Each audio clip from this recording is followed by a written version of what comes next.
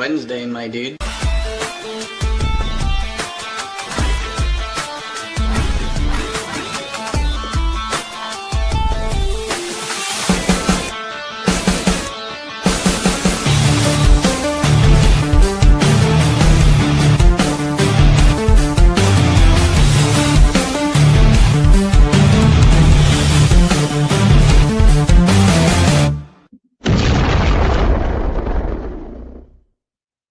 Hello, everybody. Welcome to the Punch Up Pod with Lila and Pat. Happy Wednesday. Or Moscow Mule Day. That might be a good way to call it. Cheers, Adria. Moscow Mule Day. Russia, Russia, Russia. Are we allowed to drink vodka again? Or are people still pouring that out? Burning their MAGA hats, pouring out the Bud Light and the vodka. I mean, the vodka, it's the people's vodka. So we don't hate the Russian people. Yeah, I don't at all. I was actually totally making fun of how selective the outrage is and which products people decide and countries should be. Speaking of products, tell me, can we start with the giant fuck you to StreamYard again? Please, this goddamn streaming service we use is so frustrating. Are we the only podcasters who talk about it? Because I can't believe that it's still doing it a week later. Like we last it just makes Tuesday, me think everything horrible. The entire company is run by AI because we've emailed them several times. I didn't realize we were both emailing from the same email address. So it sounds like we're just really in their business over and over. It's the only podcast is the Punch Up Pod is emailing them 5 times a day, all just from us, as if we're different people and not like just following up. Right. And we get responses from them like, oh, you can use this feature. It does the thing. And it's like a person would know that that's not the right answer. That was an AI response. Appropriate response to what we are. Yeah.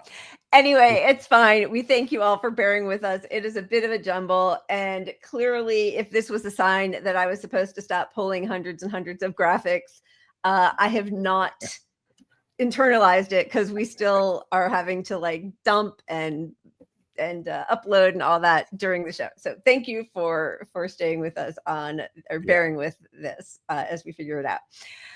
How are you? What's going on? What's happening?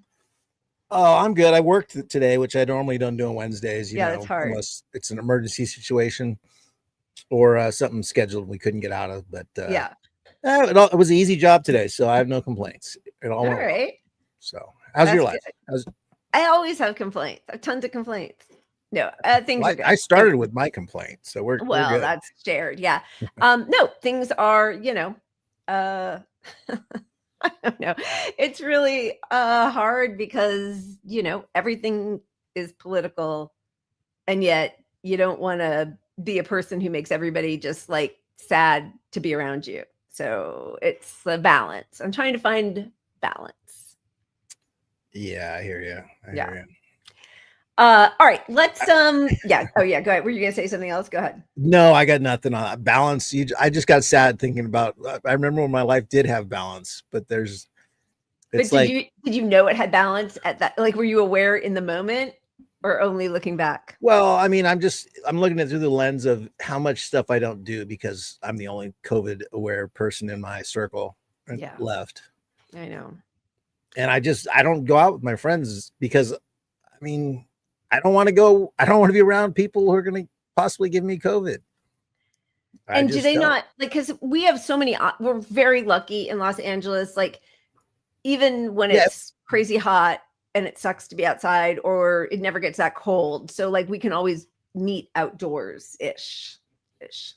Yeah. I mean, I could do that, but I don't want to go have brunch with my friends or something, I want to go play pool. I want to drink some beers. I want to do that stuff. And there's a spot or two you could do it. But even then, then I'm the weird guy in the group and I'm just it makes me more angry than I enjoy it. Do you know what I mean? I totally agree. I mean, anything if I was in LA, it might be a little different, but well, no, because what you're saying is right. Anytime I have to be inside, it's do I really want to be the only person with a mask where we're mingling and talking and then it it sucks. Yeah. No, I mean, and also, I mean, I'm like, oh, can't you? No, I don't have any friends really.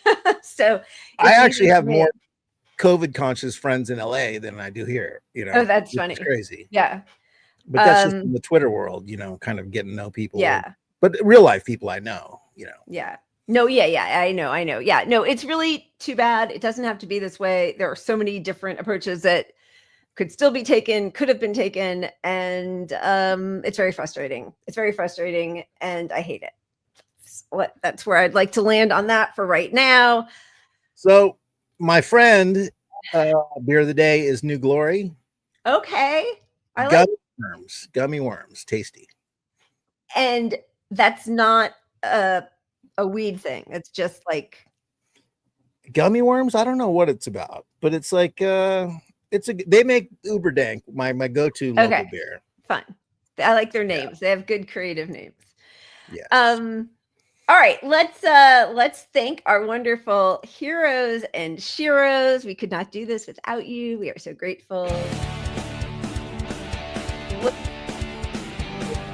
Thank you. Yeah, lots of thanks to all of you guys. We are so incredibly appreciative. Thank you. Your donations help fund this shitty streaming service. Fuck you, StreamYard. Fuck you, StreamYard. Thank you, heroes and sheroes. Thank you all. We should start a mail-in campaign with StreamYard's email account, customer service account, where you never get to talk to a person in spite of the crazy amount of money they charge for their wildly inadequate service. You can never speak to an actual person. Yeah, I think I need to make a graphic or something just to get us kicked off their site. Because if they kick us off StreamYard, they got to refund our money, right? Because we just paid for a year. So it's like, maybe we get kicked off by them and they got to refund our money. Maybe that's the move. Good luck. And then whom will you go to ask about that refund? Just like... Yeah, I'll ask Grok. Grok, can you please go to war with StreamYard's AI?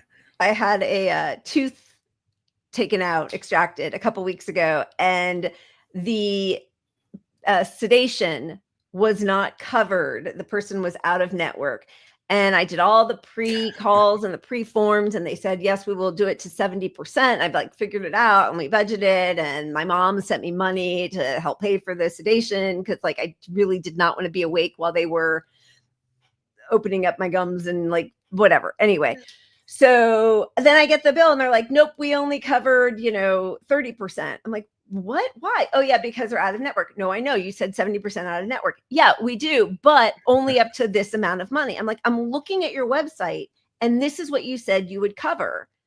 And they're like, no, that's negotiated with people who are in network. If they're out of network, we only cover this amount. But it doesn't say that anywhere. And then you get to a point, it's like, okay, I mean, I'm talking to a real person, but I might as well be talking to AI because they're not going to do anything except that if I say, free Luigi, I'll get the FBI showing up at my door. That's the only action that would be taken. But so it really doesn't matter. And I was like, okay, thanks. Can I help you with anything else today? No. What? I called you because you bilked me out of an extra $1,500. What else could you help me with? Give me some money. I don't know. Yeah. I hate it. I hate our healthcare system and, should include dental anyway. Yeah. But our dental and healthcare system is just fucked in this country. I have full covered healthcare through the state right now. Right. Right. And the only health issue I ever had is 7 or 8 years ago, I randomly out of nowhere had a seizure in Yosemite. Yeah, you did, right. Yeah. And had to, take an ambulance and they ran all the tests there and make sure and, whatever. Right. So not only is there terrible communication between the hospitals, because when I got back to California, they're like, it doesn't say you had a seizure. Are you sure you had a seizure? Because it says you just fainted. I'm like, no, I had a seizure. I know a seizure. I had witnesses, But then they're still trying to get $2,000 from me or whatever it is for the ambulance. And it's covered. Why do I have to deal with this when it's I obviously have state insurance? It should be covering out of state stuff. And, it's just ridiculous. It is all ridiculous. I've seen a lot of people take Uber instead of ambulance. Yeah, can you imagine your life's in the line? You're like waiting on an Uber, but it might be faster, you know? I mean, it would certainly be cheaper. And, you know, I mean, I remember when Xander was little, he was like 3 and he split his head open and we were in, you know, Tarzana, and I knew that the hospital closest to us, the ER, didn't take our insurance. So I was like, put this cold ice pack on your head, hold it hard. We're driving to Burbank. You know, that's not like really a choice that you want to make. Yeah. Yeah. And not to be morbid, but I have another story related to this about how terrible our healthcare system is. This was back when I was much younger, many moons ago. Yeah. But I was living in Berkeley and I was at a poker card room where all they do is play poker late at night, and watch this guy have a heart attack. As soon as I walk in, I make eye contact with the dude and he's like, oh my God, you know, keel's over. They bring him back to life twice. Ambulance shows up an hour later, he died. So twice in that time, they had a chance for an ambulance to be there in time to save this guy's life. That's not great. I hear that's what it's like in communist, socialist countries where they have healthcare. Okay. Something cheery. Oh, no. Bring a little joy. Is that what we're doing? We'll bring a little joy and then we'll show cheers after. Okay. Yeah. Yeah. Because the cheers, as great as it is going to lead us into not joy. So let's do a little joy first. We'll spin the wheel again. We'll do whatever we want. Wheel of joy. All right. Got a little another clip of a bastard billionaire.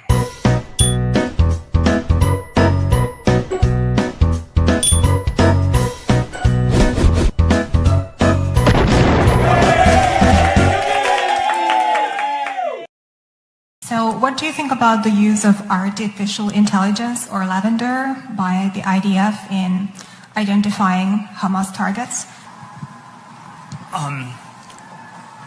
Look, I'm not,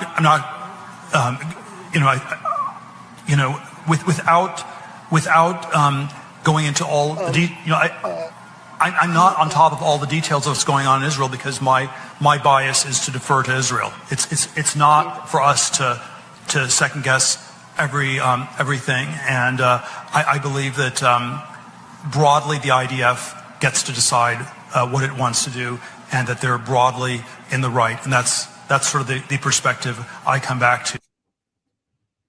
That's what a genocidal maniac who is giving intelligence to them, selling them their intelligence to slaughter tens of thousands of people looks like, as he's trying to come up with an answer. Oh, also, yeah, his first venture was funded by Jeffrey Epstein.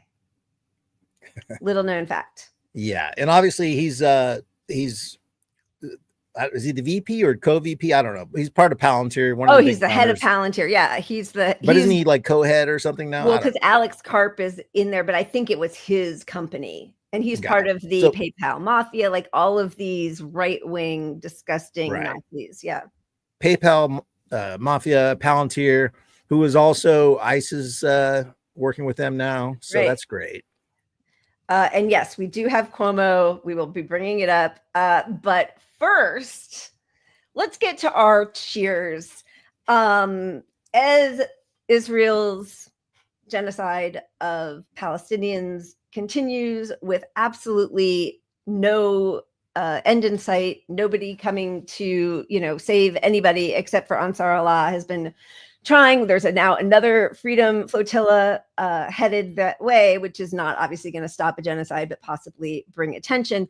There is this the Hague group that is meeting or just met in Bogota, Colombia, truly to try to take some concrete steps to throw, some wrenches in the gears of the genocidal mechanisms at play. So this is a little explainer on what they are doing there.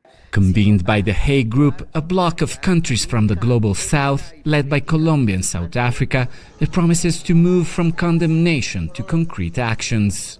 We are here not only to speak, but to act, with legal, ethical, and political clarity in the face of one of the most serious moral challenges of our time, the suffering of the Palestinian people.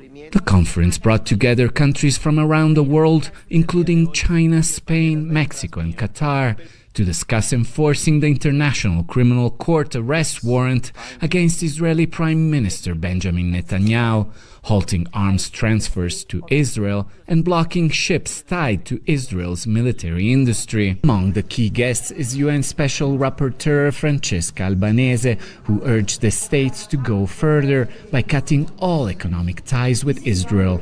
She also condemned the United States, which recently sanctioned her. I do believe that the US is totally complicit with whatever Israel is doing, but to the point that with the new administration, even the forced displacement of the Palestinians, which has occurred for decades under the watch of everyone, including the United States, has become part of the US foreign policy. The Palestinian ambassador to the UN welcomed the Hague's group's push for concrete steps. We welcome every action-oriented step from all the ones that you mentioned and others in which countries are contemplating to take. This journey has to start. Usually the beginning time is the difficult time because there will be some hesitation, fear from pressure, but once people start taking these bold steps, and it is their sovereign right to make these decisions. It is their obligation to honor and respect international law in their own national capacity.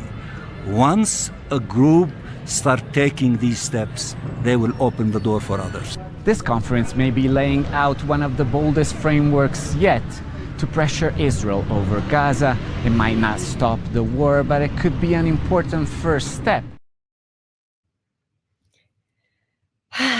I mean, I am, grateful to them for taking some steps, but I mean, we're almost 2 years in now, 21 months. Like, what the hell? Every moment that we be there is excruciating. And every day there's another mass slaughter for people who are coming, who are being starved to death. And they then are slaughtered by Israeli and American mercenaries. Israeli forces and American mercenaries. The international community has known for almost the full 2 years. I mean, forget about going back, to predating October 7th. Right. They've known about the genocide, they've been aware of everything forever, right? Yeah, but of course, yes. U.S. power has kept them from bringing up all these claims. Right. But for 2 years now, they've known, hey, it's a literal genocide. Can we do something about it? And nothing has happened. So, I mean, nothing has happened. What is interesting, and I mean, again, it's all much too slow and horrific, all of it. But Russia, I think, is the most sanctioned country in the world.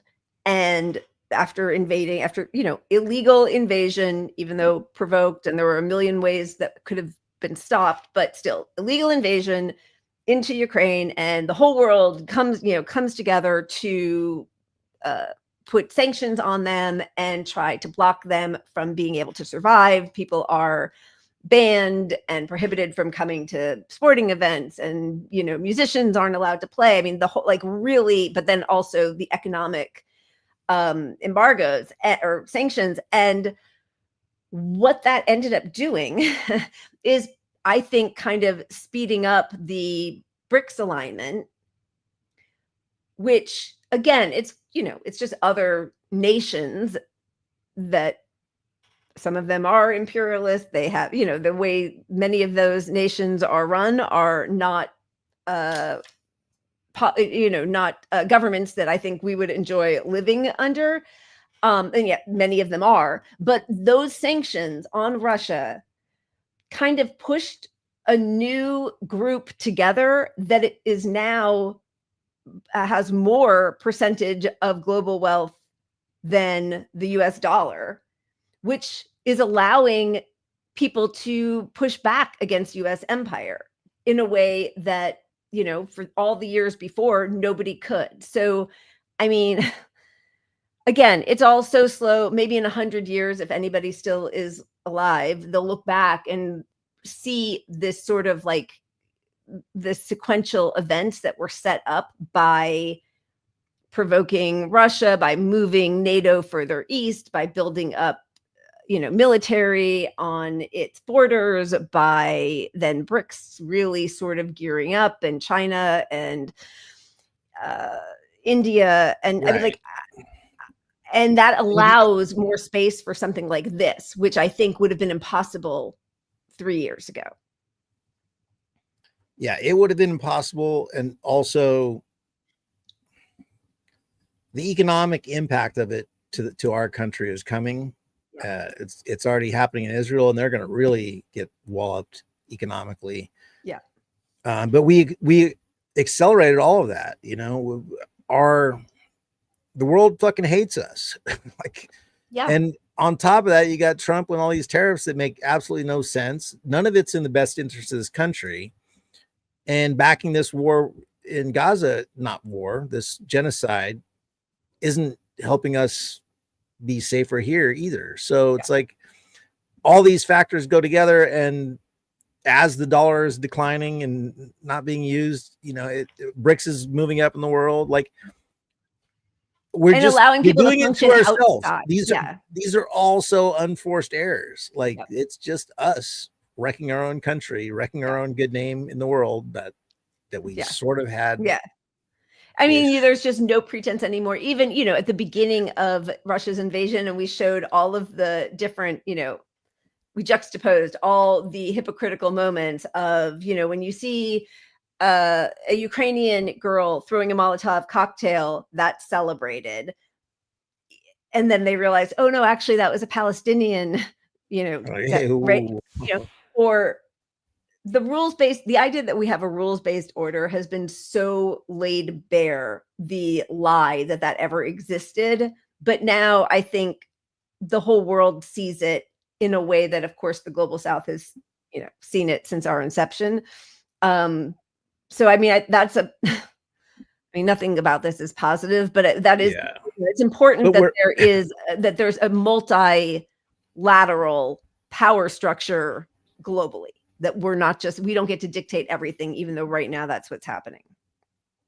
Right.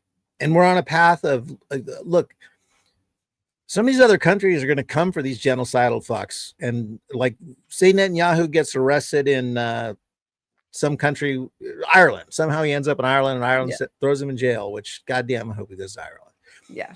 But that puts us on a course of like, literally having to, what will we do in that situation? I just don't know how the U.S. is going to react. Sanctions on Ireland. Like, I mean, that's our only recourse, because I don't think we're going to, invade. I don't know that we wouldn't. Like, I mean, at a certain point, we're running out of money and weapons, right? That's the other thing, is that every time we help Israel blow up a missile, because their Iron Dome apparently is such a joke that it's actually not protecting them the way they've constantly extolled its, prowess, that costs us money also. And that means, we don't have infinity weapons. We've sent a lot, and now we're sending more to Ukraine. The peace president. We may not have infinity weapons, but our economy is designed to pump out as much as weapons beyond before food. So that's our priority for sure. All right. Should we talk about we're an entertainment podcast now. Talk about the big movie that has people talking. Not my husband's movie Skill House. Sorry, Josh. But did open on the same day. Superman, James Gunn's Superman, had the biggest global opening weekend for any solo Superman movie, which is sort of funny. By the time they're done putting all the different modifiers in there, it becomes less and less impressive. But still, I hear it's great. I have not seen it yet. I know you saw it. Do you have anything you want to say before we sort of start going into the reactions to it? Well, I really did enjoy the movie. It's a topics aside, obviously we're going to get into the Israel part of it. But it's a very enjoyable movie. Pace is great. Acting is, great for what it is. You're not expecting any highbrow stuff. I mean, that somehow they pulled off Superdog being in the movie a little bit, which is, he had a bigger part than I would like. But it worked with it. It's entertaining. Yeah. So I think, I don't know who would not like the movie. Like, just for really? entertainment value. Let me tell you who doesn't like it. Well, let me tell you. Israelis are boycotting the new Superman movie after it shows Superman as anti-genocide.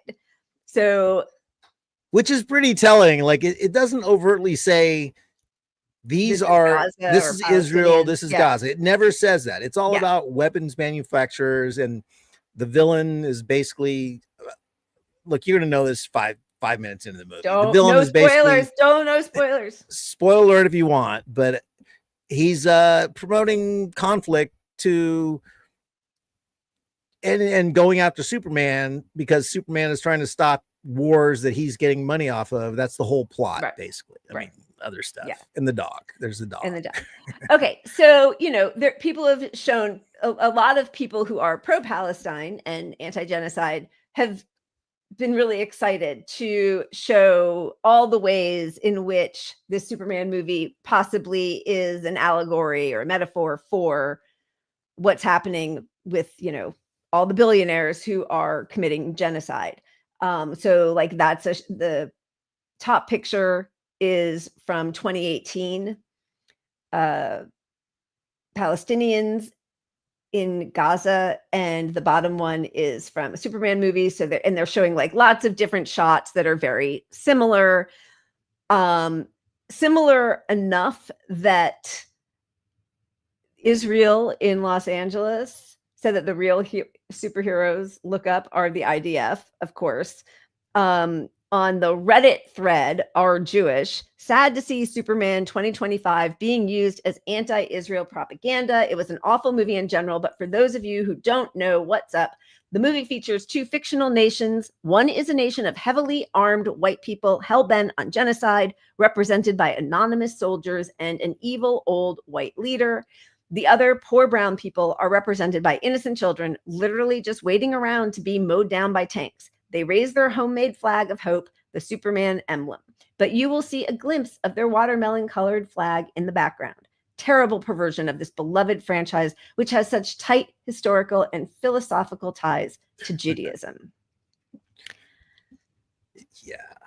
I mean, look, as Makaria says, they are telling on themselves here, because like it doesn't say these genocidal people are Israelis. It's just like you're drawing that connection and the public is drawing that connection because it's so fucking obvious that you're the bad guys. Yeah. But if reality was different, nobody would say, oh, look, they're making it about the Jews, like. Right. Yeah. I mean, clearly they are seeing a reflection of themselves in there, like people who are being forced into concentration camps, who are being slaughtered, who have been decimated by the big, bad, ugly, white genocidal maniacs. Right. So if you see yourself in there, you might want to, figure out why you are seeing yourself in there. Like, and yes, it is a total "are we the baddies" moment. It is. And just so you know, if you go to see the movie, there isn't a lot of the coverage of the shots, where you see that image that we saw. It's just laid out briefly to set the tone for it. Right. And the bad guy talks to the he's at a table with the people running countries, I don't know, some covert backroom thing. And they're arguing about, well, this is going to make you rich, but they all go along with it. That's the group that Zoran. I don't want to be spoiler, but like, don't spoil anything. I'm going to see it this weekend. But my point is, with all that the movie doesn't spend a lot of time on it. It's just there as the backdrop, so you understand it, and that's it. It's a kind of come and gone kind of situation. Almost. Yeah. Well, it's enough. I think for so many different reasons, it's enough. As much as people are like, oh, it's political, I don't want politics in my movies. I remember, I think it was Sagar and Jetty on Breaking Points said something about how it was so nice to see Top Gun, the newest one that came out a few years ago, just to see something that didn't have politics in it. And it's like, oh my God, like, are you kidding me? Oh, Rage Against the Machine. I wish they would stop doing the politics. Yeah, like Top Gun, of course it's like every movie, every cop show, every movie where there's war, it's all politics. You're seeing, you know, almost every movie, and that's a superhero movie, has Department of Defense advisors. They get to use some of the Pentagon's weapons at a discount for the trade of having the Pentagon weigh in on the script. We know that. We know that, like, you know, flight schools went way up in enrollment after the first Top Gun. I mean, it is politics. Yeah. Everything is politics. And by the way, if you don't mention the Holocaust that's going on right now, that's a political choice, right? It was very refreshing to see them portray the bad guys as the bad guys and not have the propaganda and the Go USA vibe to it. And it's interesting also that Superman was created by two Jewish men, and that the current Superman is being played by a Jewish man. And I think all of that has deep meaning for people who feel like, you know, we know that there's a blacklist in Hollywood where anybody who mentions anything, even just free Palestine, like just saying people deserve the right to self-determination and to liberation, is seen as anti-Jewish by Zionist thugs.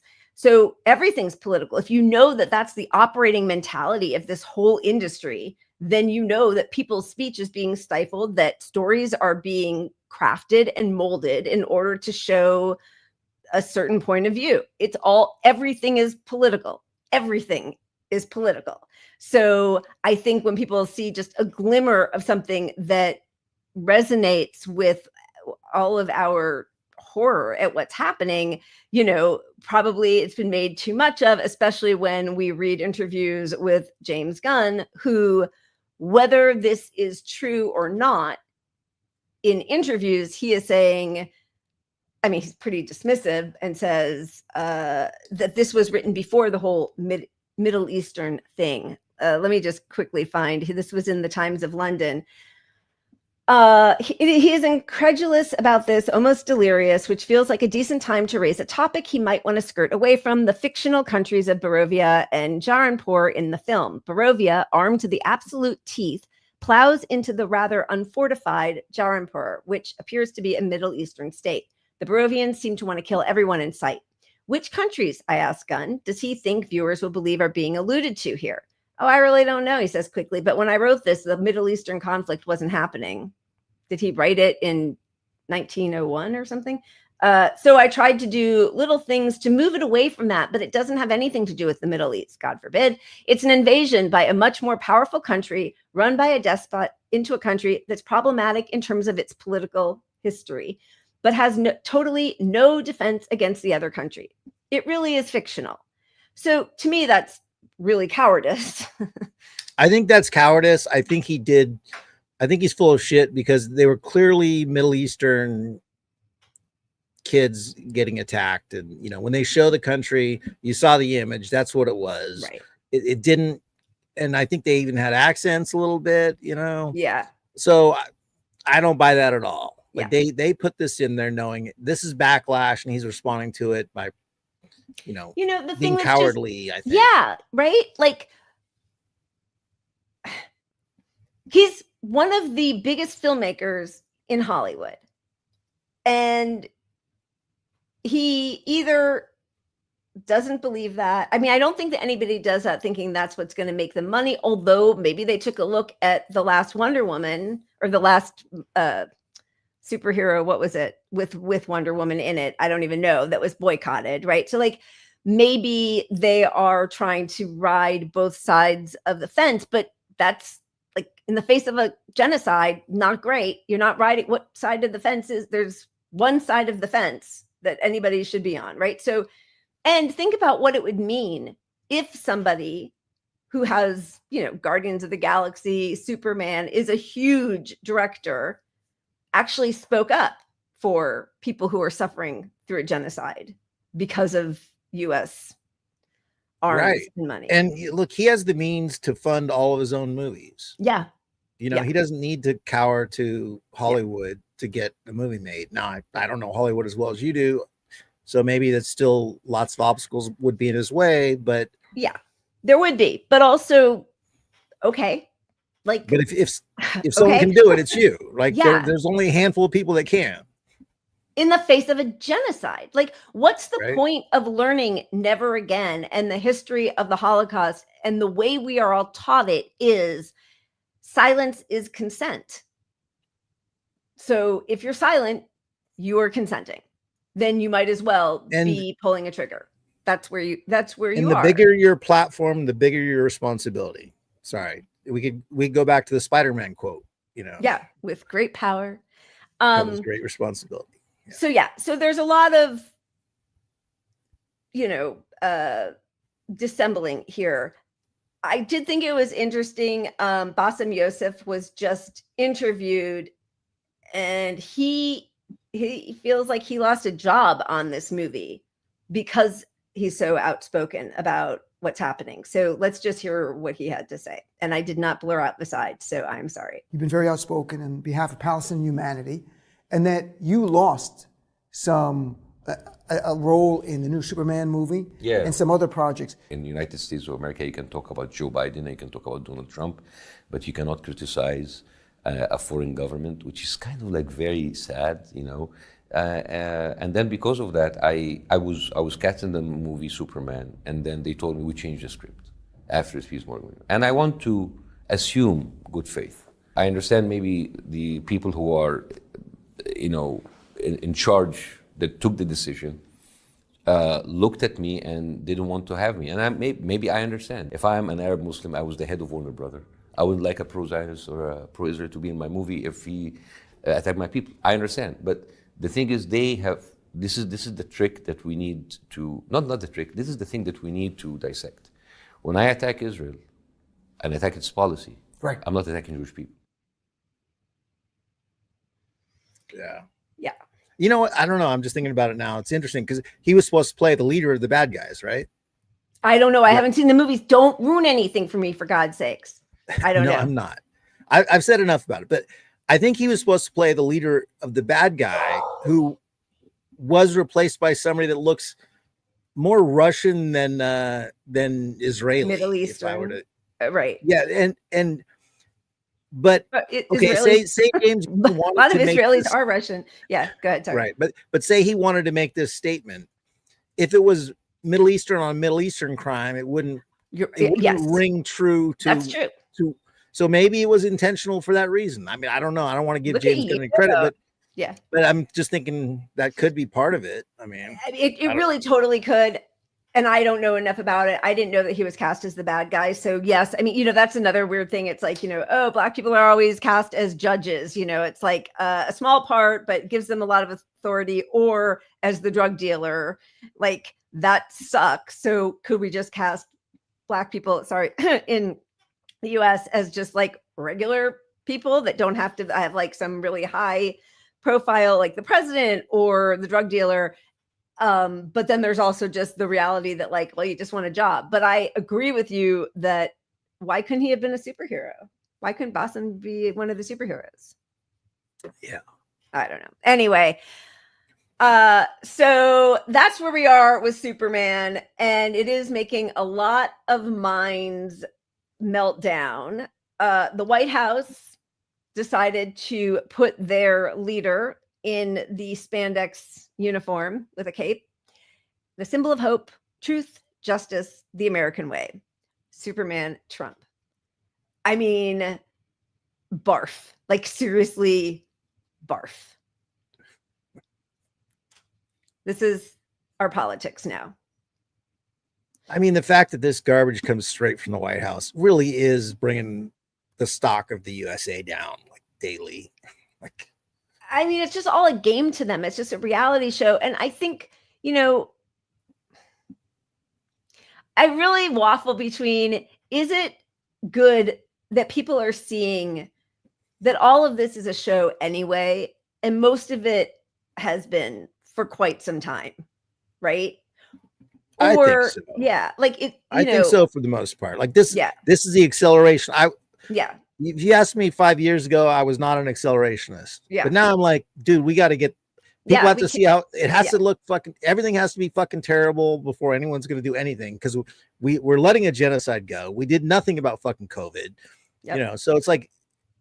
Homeless, I mean, a pandemic poverty, didn't wake us up. So if a pandemic doesn't wake us up, we have a long, slow trajectory to awful. I mean, although it's still speeding up, but like if we just got to some awful and had some suffering now, maybe people wake up. So I don't know.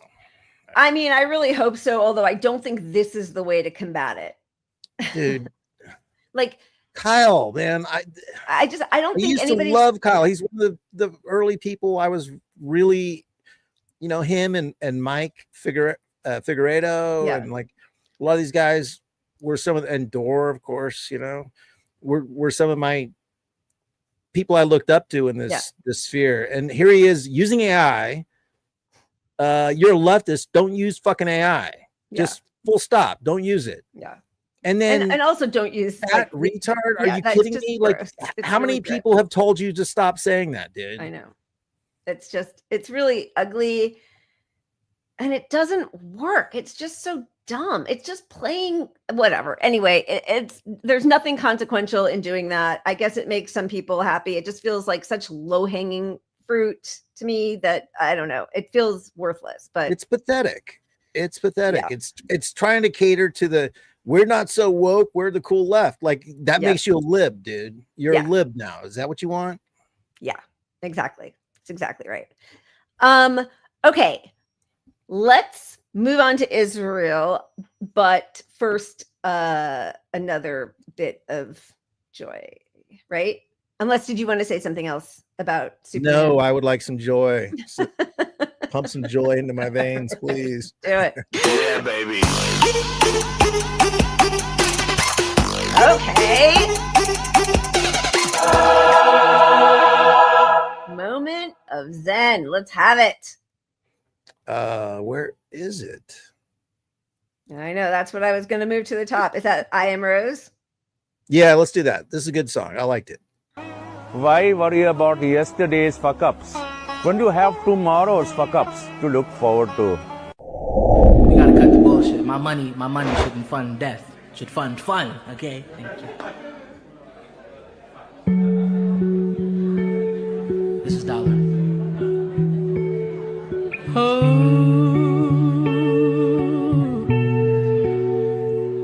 How many days? How many bodies? How many nights? How many stories? Blood on your hands, victims of pity. My eyes are open, my heart is heavy. You don't care, you won't care. You should care, 'cause we can't tell me what the price of someone else's life equals my dollar. Tell me what the price of someone else's life equals my dollar.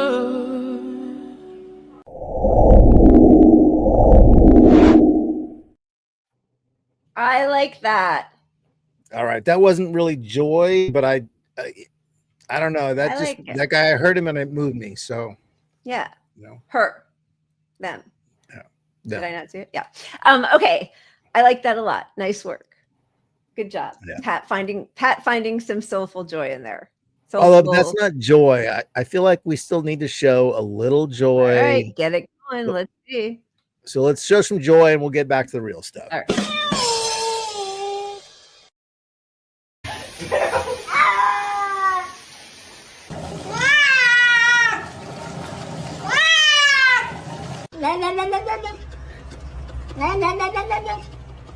Cat suffering is getting me joy. Help, help, help! Alicia! Oh my God!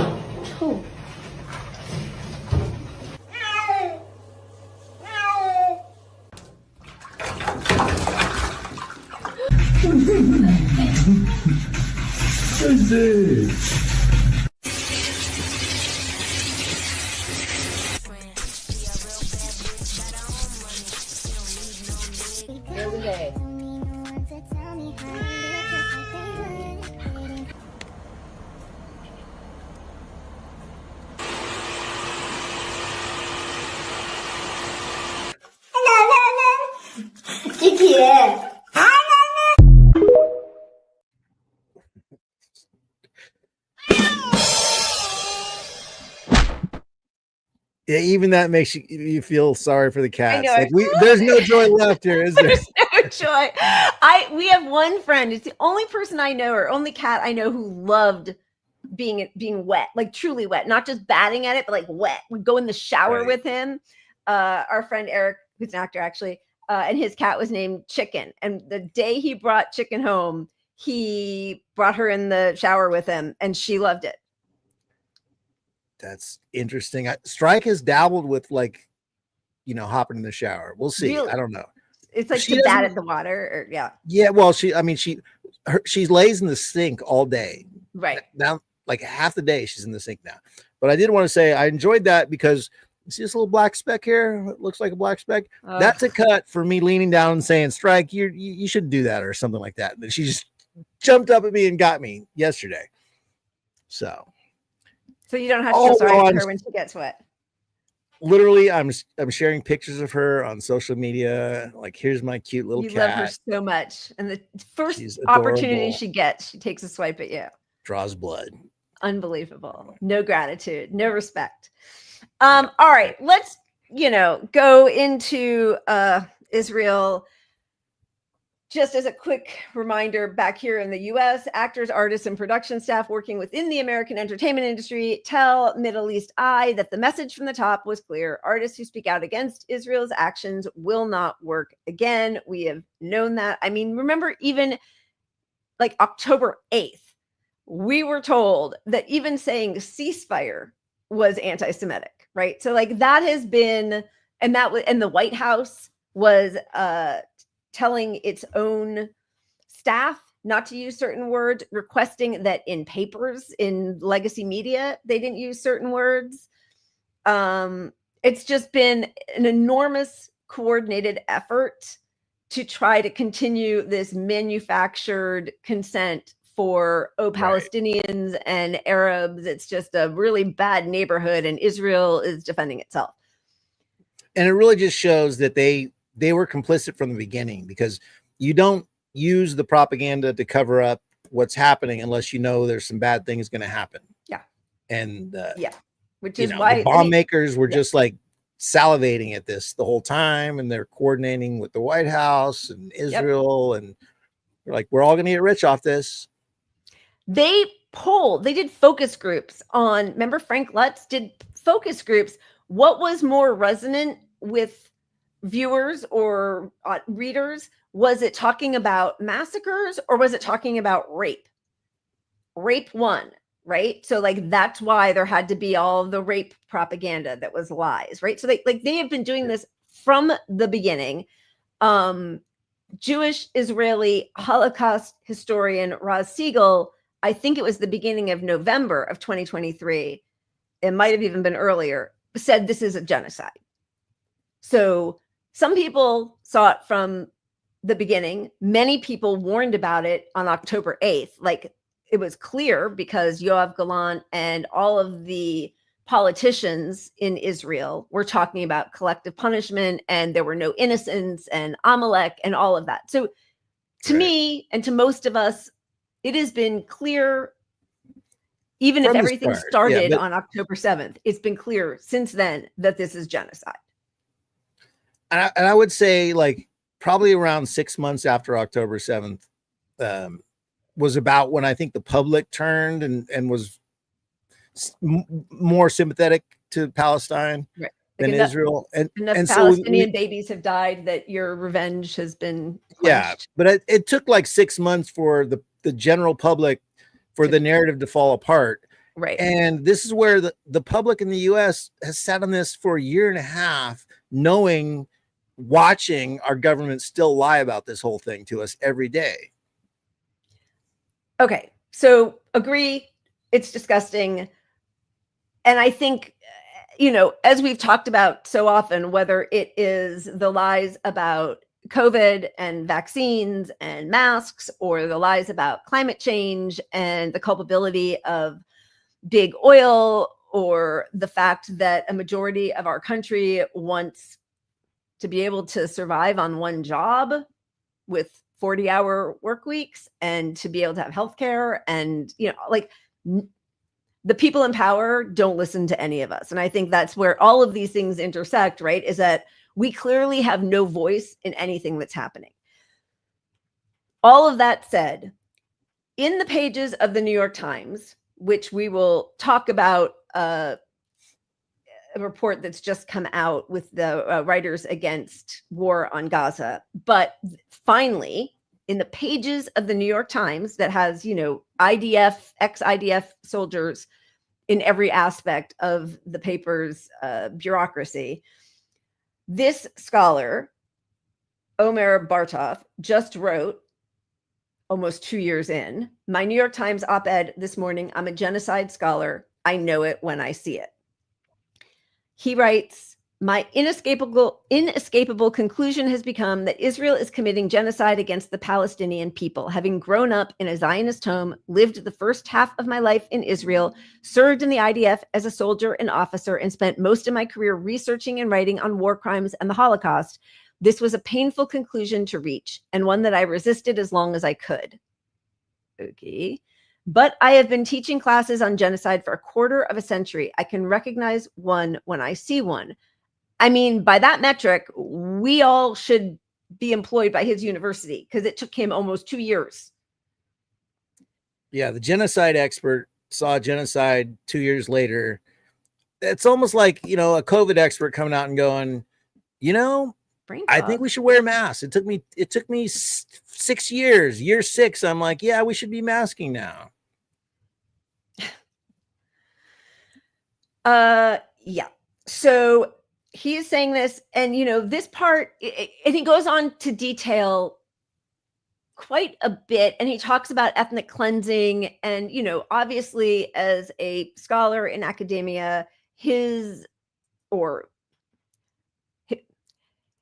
feelings for having to be precise with language are held to a higher level than ours. So I understand that. I don't think that he denied any crimes against humanity or ethnic cleansing or atrocious behavior, but to meet the level of genocide has taken him this long. And he goes on to talk about how what this is doing to Palestinians, which is horrific. But then he also, I think, wants to talk to his Jewish audience that what this does not only makes Jews around the world less safe, but also it makes any reference to World War II and the Holocaust of Jews have much less weight, because if we can only apply the standards to this one event in all of history, then never again means nothing, especially as we're watching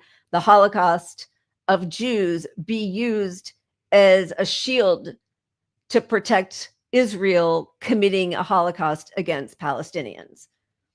Right. And it's great that he wrote this article. It's amazing that it actually got published. Right. It is a turning point. And being a Jewish person that sort of sees the light in a way is an easier pathway for other Jewish people to suddenly come around. And so the framing in that regard, I'm going to respect that he wrote it, obviously, and that, we wish he would have done it and then they would have published it a year ago. But for all we know, he brought this article to them a year ago and they wouldn't write, Yeah. So. Yeah. I mean, who knows? But, it really, you're right. And I do think, as other people in the chat are mentioning, there is so much evidence. It's so overwhelming. The whole world and most of our country is against this and has been for quite some time. And now, as possible, I think people are trying to make sure that they can somehow divorce themselves from being complicit in this. I think we're entering that phase now. Yeah. Yeah. I think so. Yeah. But in the meantime, this group has done some really fantastic work. New York, actually it's the Writers Against, I think it's War on Gaza. instead of genocide on Gaza. I feel like it should be WAGOG. But anyway, they're doing really good work. A new dossier from WAGOG now reveals material and ideological ties between Israel and journalists, editors, and executives of the New York Times, whether serving in the IOF or taking money from pro-Israel consultancies. The staff at the Times is compromised. Drop site goes on to explain Writers Against the War on Gaza has released a dossier. Okay. They say Times figures are structurally incentivized to run cover for war criminals, while newsroom policies suppress language like genocide, ethnic cleansing, and even Palestine. The report also highlights a double standard in newsroom neutrality, where pro-Israel views are tolerated, but dissent is punished. The Times, it argues, has led and enabled a culture of genocide denialism, shaping public discourse to amplify Zionist narratives and conceal U.S. and Israeli war crimes. WAGOG calls on the public to boycott, divest, and unsubscribe from what it calls the paper of criminal record, and then lists, I mean, everybody you've ever heard of. Meredith Kopler. God bless him. Yeah, Levian, Joe Kahn, Thomas Friedman, Isabel Kirshner, Patrick Kingsley, Ronan Bergman, Natan Odenheimer, Adam Raskin, Jody Ruderin, David Leonard, whatever, can't stand him for a million different reasons. Brett Stevens, David Brooks, Myra Novak, David Halbfinger, and many more. But none of these people should be let off the hook. The same with the BBC. So and they're all operating under the paid for propaganda that goes all the way back to Luntz. Yep. Frank Luntz, you know, like this. The fact that our newsrooms are all using language prescribed by a foreign government. I mean, I don't have any words. I don't know. I mean, the fact that, you know, if somebody is wearing a keffiyeh, that person is making Jews feel unsafe. But you can have ex-IDF soldiers in your newsroom dictating which words you're allowed to use. There was actually a small clip with Mahmoud Khalil. Sorry, as we have to find everything in this crazy new setup here. But give me just 1 second here. But yeah, okay. Go ahead. No, go ahead. Well, I was just gonna say, this is why I keep coming back to, like, it's bigger than them just than Israel executing USA's plan. Like, they are in bed with our politicians, and they are more in control of our newsrooms than our own government is. Yeah. I don't, who disagrees with that? I mean, I know it sounds like an old anti-Semitic trope, no, you know, but like, it's reality. So, like, I don't know how we don't call that out. I totally agree. I guess I mean, I know we keep coming back to this, like chicken or the egg. Like, they have nothing without US. They have nothing without our military and financial support. So to me, it's like it's our shitty spoiled brat kid. You've done everything. You've raised him. We raised now him. He's back. Like, this you know, this is the effect. Yes. But like, I mean, I guess to me, yes, it is incredibly uncomfortable. We would not tolerate this with any other nation. But again, it feels to me like this is a nation of our own creating. It feels very much, I mean, it's a project of the US and the UK. So, I mean, I understand what you're saying. It's also interwoven at this point that I'm not sure what difference it really makes, except that, like, it's the US. Like, it is the US funding these people. And like, even Netanyahu, he's not more powerful than the people funding him. There are people like beyond Netanyahu and the president of the United States and all the people in Congress, and like, they aren't running the world. I mean, the people whose names we don't know are running the world. That's my feeling.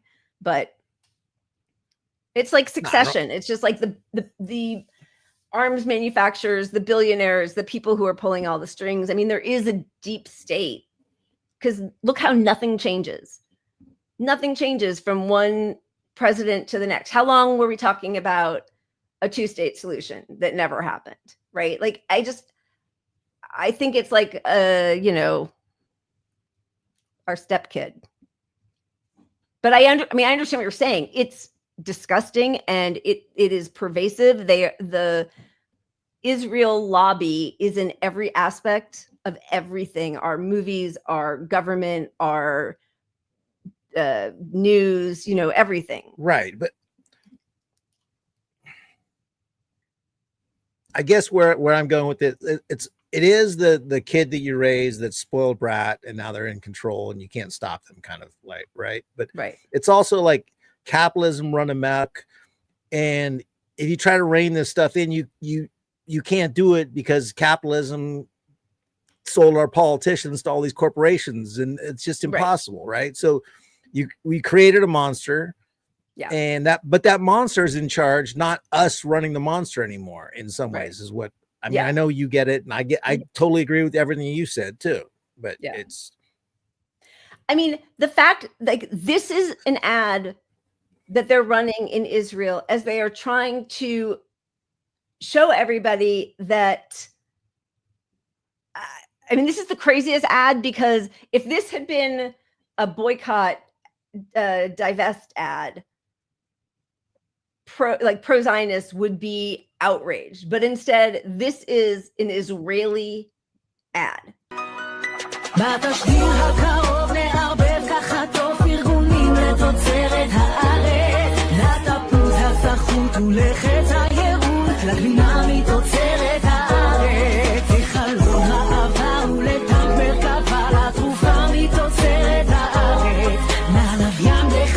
השמפו של מיטל המלאק מתוצרת הארץ, כשרואים את הכל ככה יחד הלב מתמלא גאווה, כי תוצרת הארץ היא כוח, ביטחון, עצמאות ותקווה. היום כבר כולנו מבינים, התעשייה הישראלית מייצרת עצמאות, ביטחון ועוצמה. תעשייה חזקה, ישראל. Okay, so apart from the fact that it's all AI and that they create a Black woman in this country that is notoriously racist, setting that aside, the fact that every product is actually doubles as a weapon and they see that as a benefit is really instructive. I mean, I feel like, was that ad about, like, it reminded me of the ads in the US of like 3M, like, oh, we make your shampoo and we also make the bomb, or, you know, like, like, this is hey, this company is good for you because we do this and that. And we the do everything, thing, right? Is we protect you. We protect you in every which way. They also, this is short, but this is them trying to sell their products by advertising how well they can target and kill people. Like Firefly.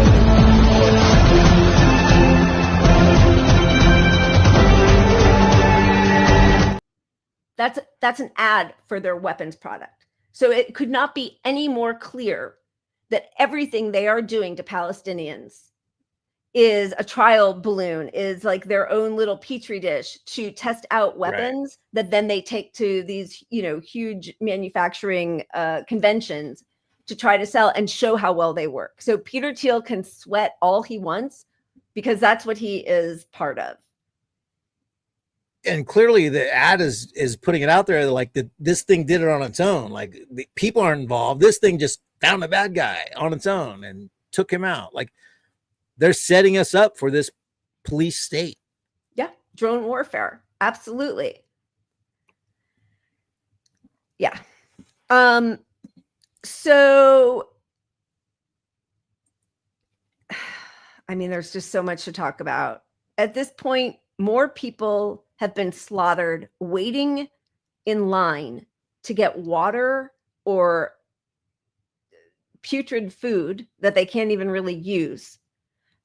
More civilians have been killed in the last 6 weeks in line for aid than were killed on October 7th, than Israeli civilians were killed on October 7th. That's where we are. And we're going to keep hearing about October 7th and, you know, why, like, I never ever need to hear about October 7th again in my whole life. Where's that graphic on the number of 9/11s? Yeah. Because I feel like, oh, there we go.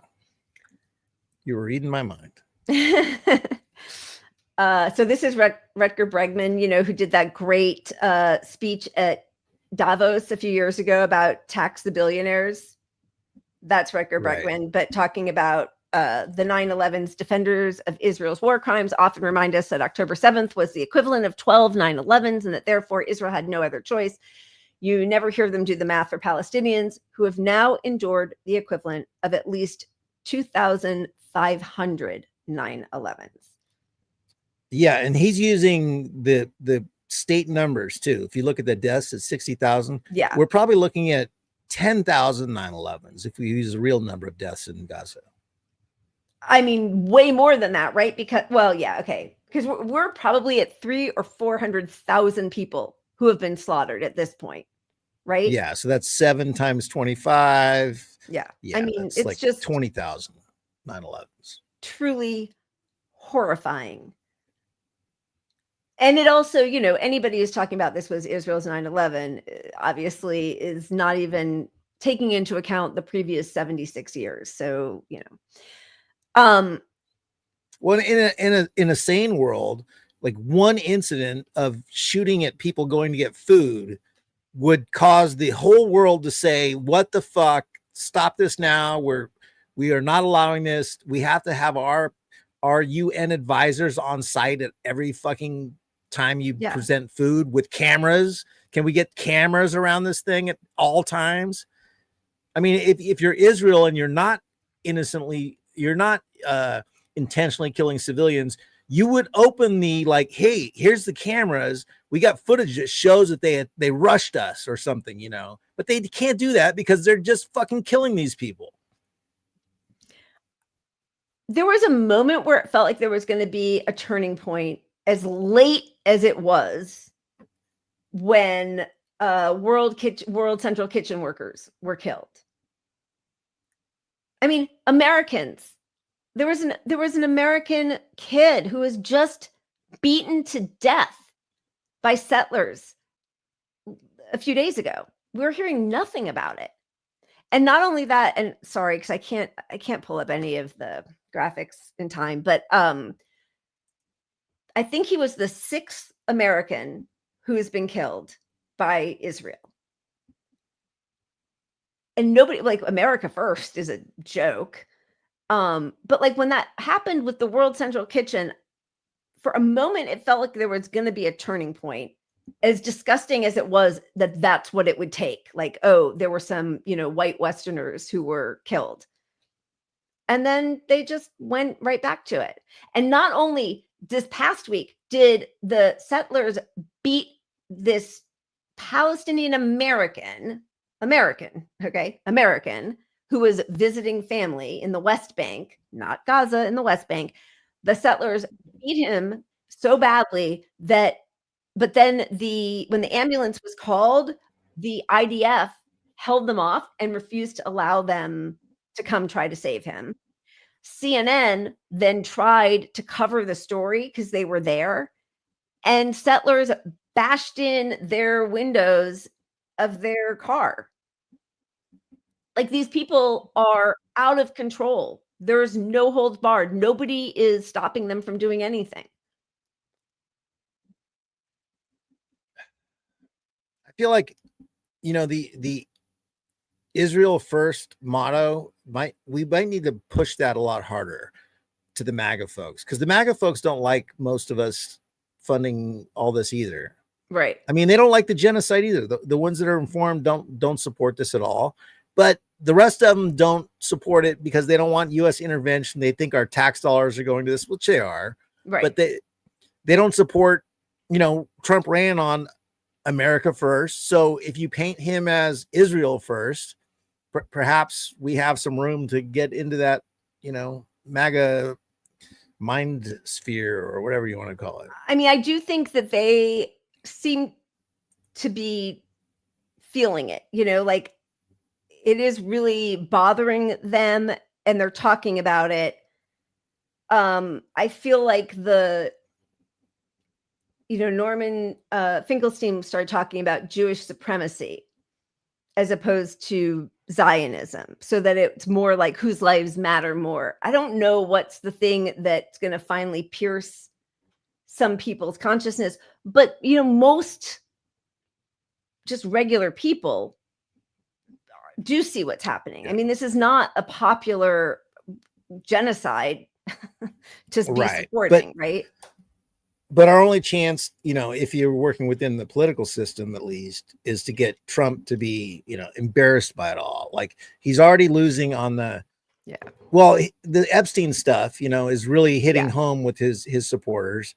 So piling on further with some of this, there's some chance of I don't shaming him into like, hey, you have to throw your radical right folks a bone and stop being Israel first. I'm just putting it out there, like, just saying. I mean, I just think that between the Epstein stuff and the financial deals that he wants to do with Saudi Arabia and the control, that's where everything with Epstein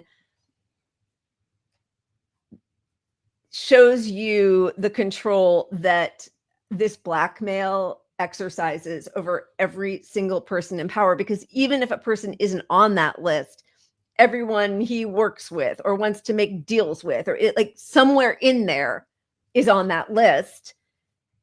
And so what it really is, it's like a mutually assured destruction. I mean, in 2016, there was the Daily Beast article about the billionaire who could bring down Trump and Clinton, because everybody knew that they were both child rapists and they both partied with Epstein and they both were on the flight logs and they both had got, we all knew that back in 2015, 2016, even if you hadn't known it before. Then that was scrubbed. It's a while. It's hard to even find it on the internet anymore. But then for Trump, and this is where I do wonder that ability to shut off your own self-protection. It does remind me of the billionaire guy who made his own submarine and chinsed himself on some of the security measures and then went down in it and blew up.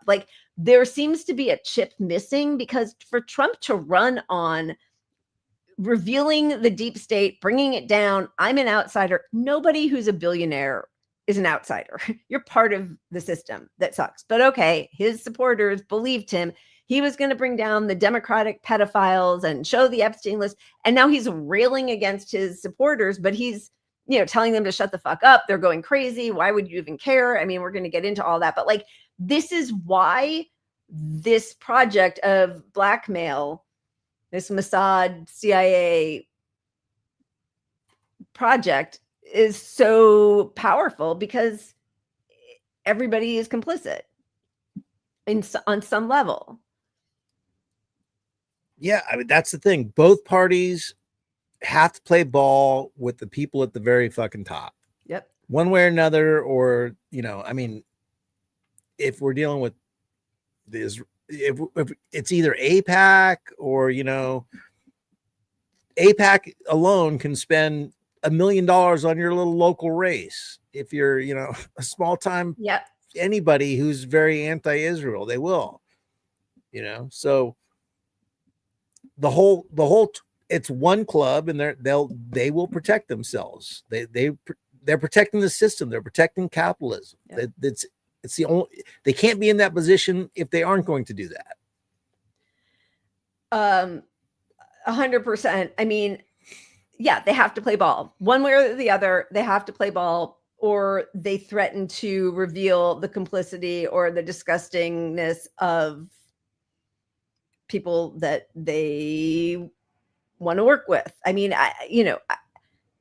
but it is disgusting, and it happens all the time. The latest revelation, and I'm surprised that Kamir Khan came forward, but apparently he has come forward to say that the ICC lawyer with ties to Netanyahu warned Khan to drop war crimes probe or he would be destroyed. It was very soon after that there was an alleged sexual assault claim against him. The woman who was part of it withdrew her complaint. So, you never know, like, did that emerge only as a possible extra threat? Kamir Khan's wife is also a lawyer. She said that at that meeting, even though the Netanyahu lawyer says that never happened, I never threatened them. I mean, they've sanctioned his money. They've blocked his ability to access his bank accounts. So yeah, they're following through with the threat because he revealed a little bit of it. I mean, this is why people don't speak up. Yeah, they get a bullet to the head. Like, I really feel like it's been very clear that if you step out of line, you're JFK'd, RFK'd, MLK'd, right? Like, don't step out of line, which, you know, then like, well, I don't know. I mean, it is really a chilling effect. I just did want to show, because these people have faces and names, and 6 Americans have been killed in the West Bank and Gaza since October 7th. This was the latest person, Saif al-Din Maslat, 23. And his father, who I think is in Florida, he ran a ice cream shop with him. It might be in here. Sorry. Yeah. An ice cream shop with his dad in Tampa. Settlers beat him to death. And his family says that still nobody from our administration, from the U.S. administration, has reached out. A U.S. citizen killed by a foreign country. I mean, just imagine, and I like, this is the dumbest game ever, because we all know, but like, if we were seeing children being raped and hostages being raped and beheaded and slaughtered by Palestinians, the outrage and the focus on that from our media would be endless. I don't watch CNN or MSNBC or Fox or whatever, but like, I am not really seeing a big outcry about the fact that U.S. citizens are being killed by a foreign country. Yeah. Well, it comes down to, Democrats can't make the case because that would be turning against their own donors as well. And I listen to right-wing talk radio all day today because I hate myself, as I always tell you. You're doing auto research. It's important. But they today they focused entirely, everything I heard, I listened for about 3 hours with my headphones. They were focused on, painting California as a, out of control, messy state, right? Because we want our gas is twice as expensive as every other state. So, we should baby drill. That was one piece of it. And the other piece of it was voter ID laws in California, because that's going to be on the ballot, right? Coming up. So they just distract. They're not reporting on Israel at all. They're pretending this doesn't even exist because they know it's not going to make Trump supporters happy to talk about it, because they're either going to get mad, like, why are we funding any of this? You said you wouldn't fund it, or or they actually support Palestine. So they just don't talk about it mostly. It is really interesting because sorry, you guys, because I know there's so many comments here and I want to read all of them. And if we miss anything, I apologize. The pod bros, not the pod save bros, but the pod bros that Trump used to help soften his image and make him seem like he was a regular guy. And they were completely willing to go along with it. The Flagrant guys and Theo Vaughn, and I don't know. I mean, I don't really, I don't know any of them all that much, but I am seeing snippets of them feeling upset now, both by sending money and weapons to slaughter civilians in Palestine, and also by the Epstein files not being released. And I'll add a third thing. They don't like what's happening with ICE. Yeah. It's very unpopular seeing, like, they get it. The country has changed its mind on, they still want to deport people, but everyone sees what's happening. Like, it's a real narrow sliver of people that support the violent forces of ICE deporting regular old people. 100%. Yeah. It's disgusting. It's their friends, it's their neighbors, and the whole tide has turned. And I know, well, we're going to get to that in a second. Let's finish up just a little bit with Israel, because then we'll go to ICE. But the tide is turning, which is, again, politics is persuasion. And for Democrats to have given that up, they're just a repulsive, disgusting, awful, awful, imperialist, right-wing party. And they deserve to, everything bad, everything I hope for. Yeah, go ahead. Well, did we show the clip of the someone on air asked a Democrat, like, should you be the anti-war party? Oh, yeah. And they're like, anti-war, what? We showed that on Sunday. It was, it wasn't Chris Coons was there, but it was the woman with him, and I don't remember her name, but talking about what is their room? How big is our tent? How big is the Democratic Party tent? It does not include anti-war, anti-genocide, healthcare, living wage, education, immigration reform, abolishing ICE. It doesn't include any of that. It just includes, chasing after Romney Republicans. But there's room for Fettermans, and there's room for Joe Manchins. Gotta there's have room for him. Cinemas. But there's not room for any of those peaceniks. Nope. This was a hilarious picture. This Track AIPAC does such a good job. I'm sure everybody has already seen the picture. The photo is in the center. There is Netanyahu with the blue tie, and surrounding him are Democrats and Republicans. Ted Cruz, Republican Ted Cruz, Democrat Adam Schiff, Democrat Jackie Rosen, Republican Steve Daines, Democrat Amy Klobuchar, Chuck Schumer, John Thune, Chris Coons, the one who says there's no room for anti-war, Dave McCormick, John Husted, Maria Cantwell, Jim Risch, whatever, Bill Cassidy. And I wish I could use a cursor to show you, if you can't see, 1, 2, 3, 3.5 in from the right is Cory Booker hiding behind Dave McCormick, because he knows that even though he's a little, whore for AIPAC and has taken $871,000 from them, although I'm sure much more, it's not popular anymore to be pro-Israel in his party. And I followed Cory Booker for a long time. Yeah. I guarantee you 2 or 3 years from now, he will be pointing back to this picture and that's when I showed the courage to turn my face against Netanyahu. And I gave him my cold shoulder. Yeah. Like, I did a symbolic thing there.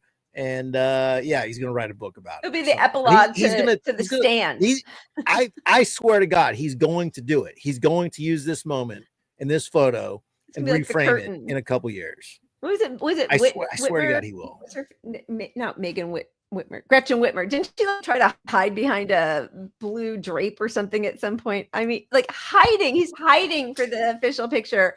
Just a humiliation entirely. Oh my God. And Fareed Zakaria, I mean, who the hell cares? But talking about how Netanyahu is doing such a great job. I mean, look, I do want to show that, because I think people need to disavow themselves from thinking he's a good guy as well. It's unfortunate.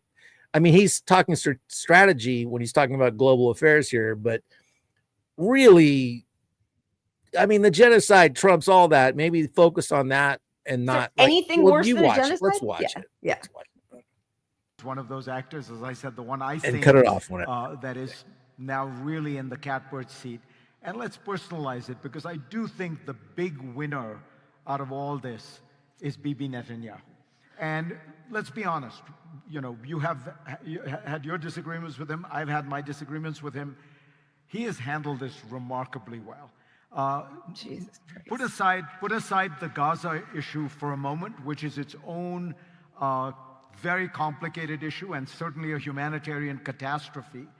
But in the north, what Bibi did was fundamentally change the balance of power in the region. He went after Hezbollah.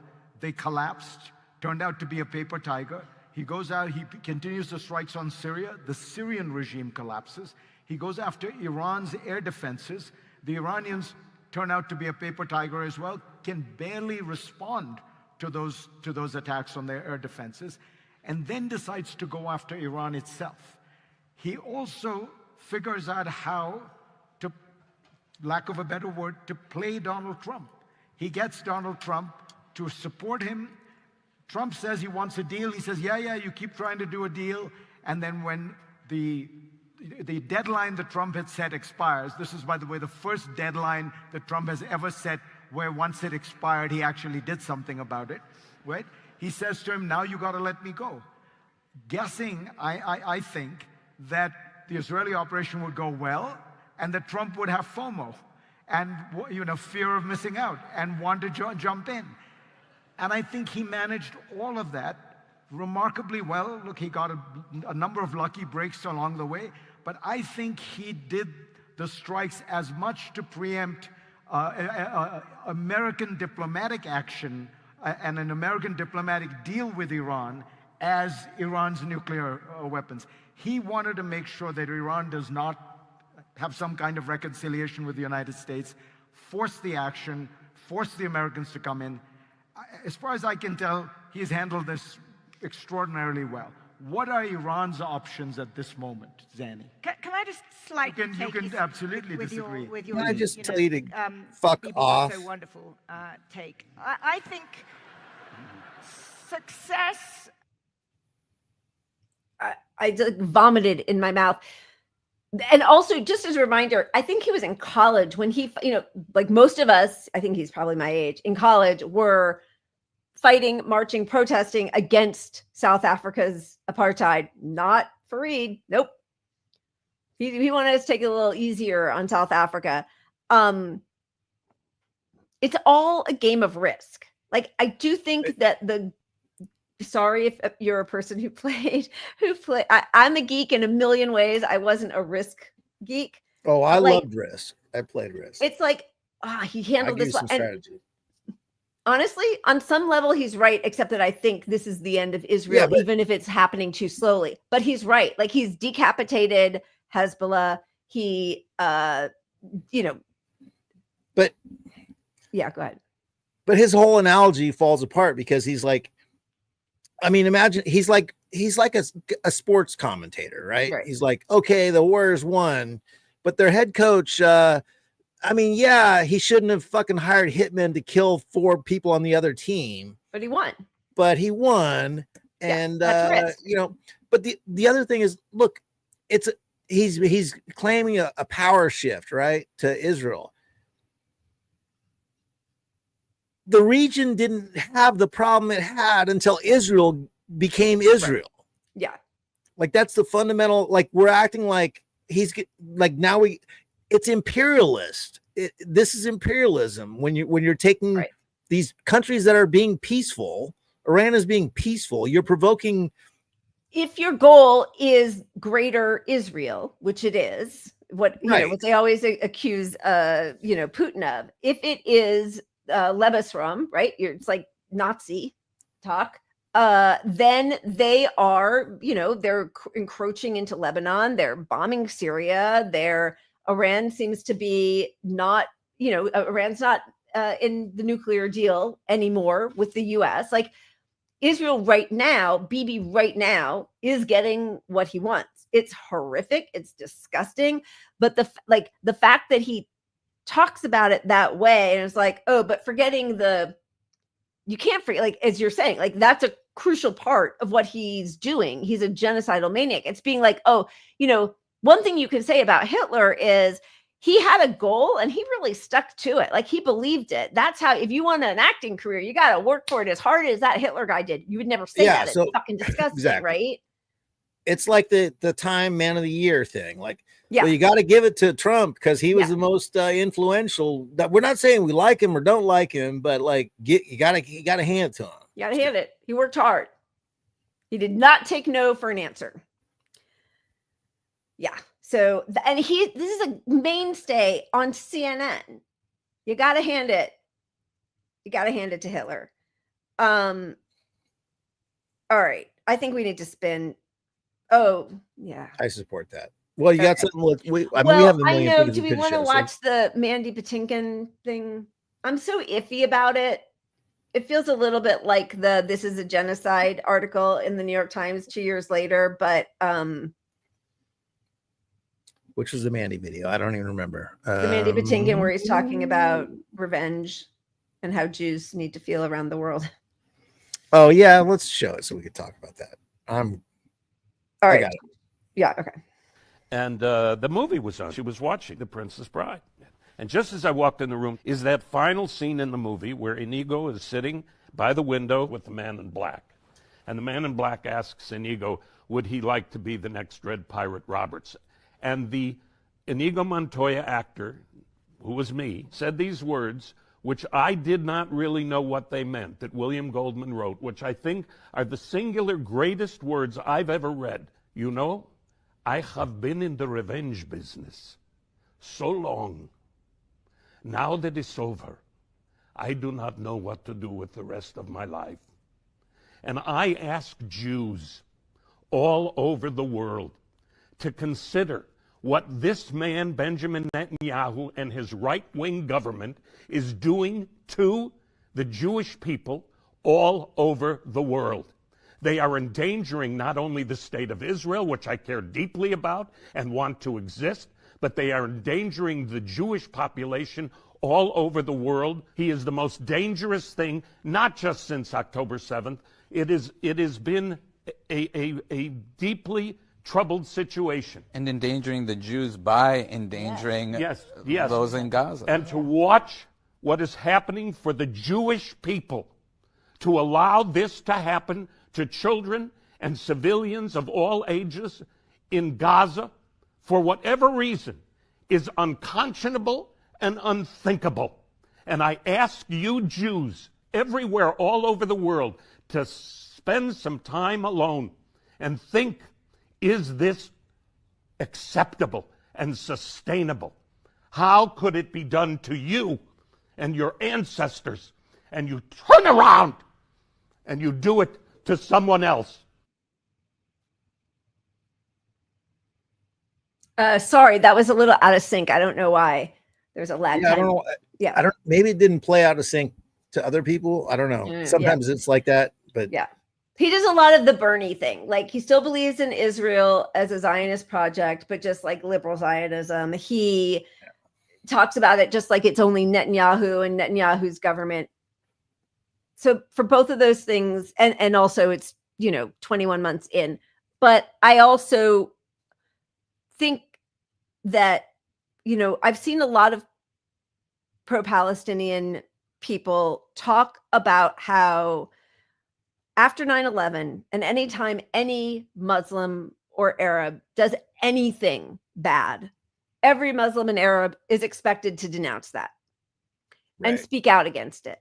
And this won't change until Jews everywhere denounce and speak out against Israel, all of the Hasbara, and not allow it into their temples, not allow it into their communities, not to tolerate anything that is gentle towards the Zionist project.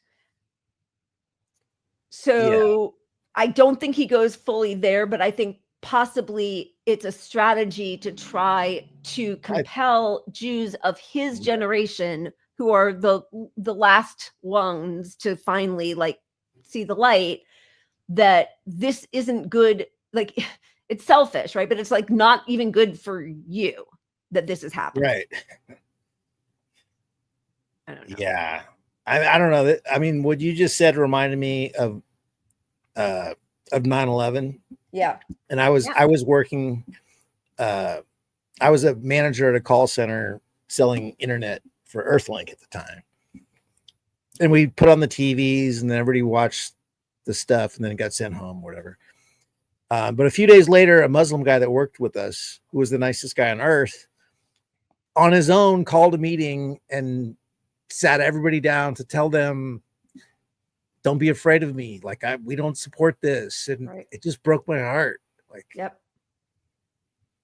And everyone is put, like, you know, do you condemn Hamas? Right?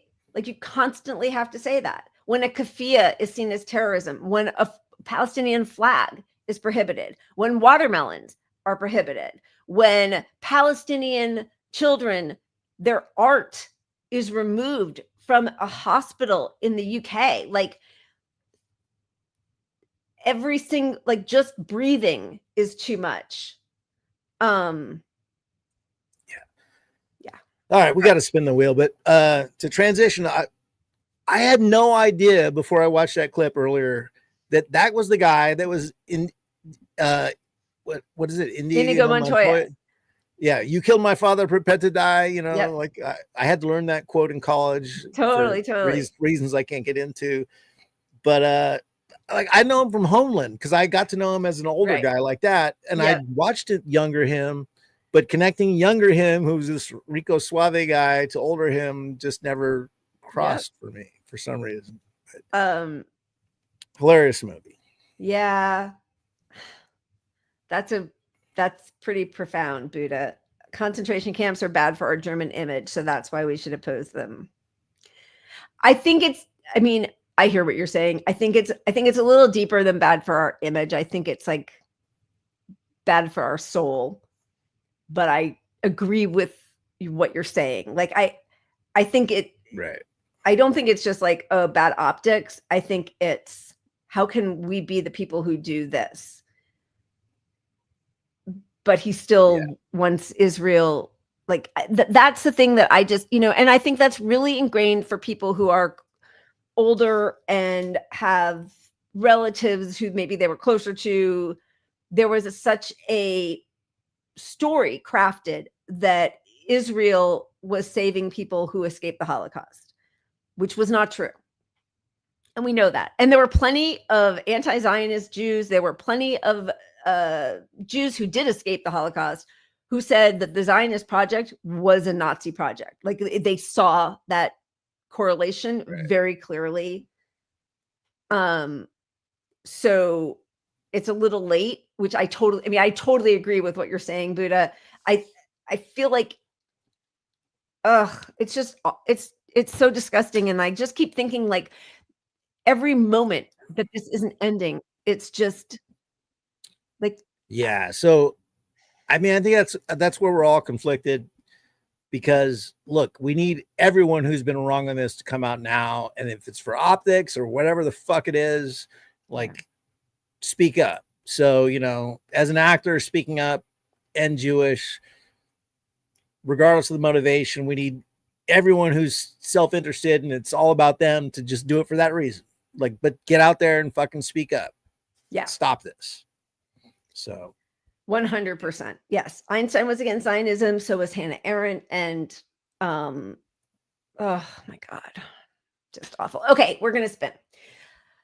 Here we go. Yeah, baby.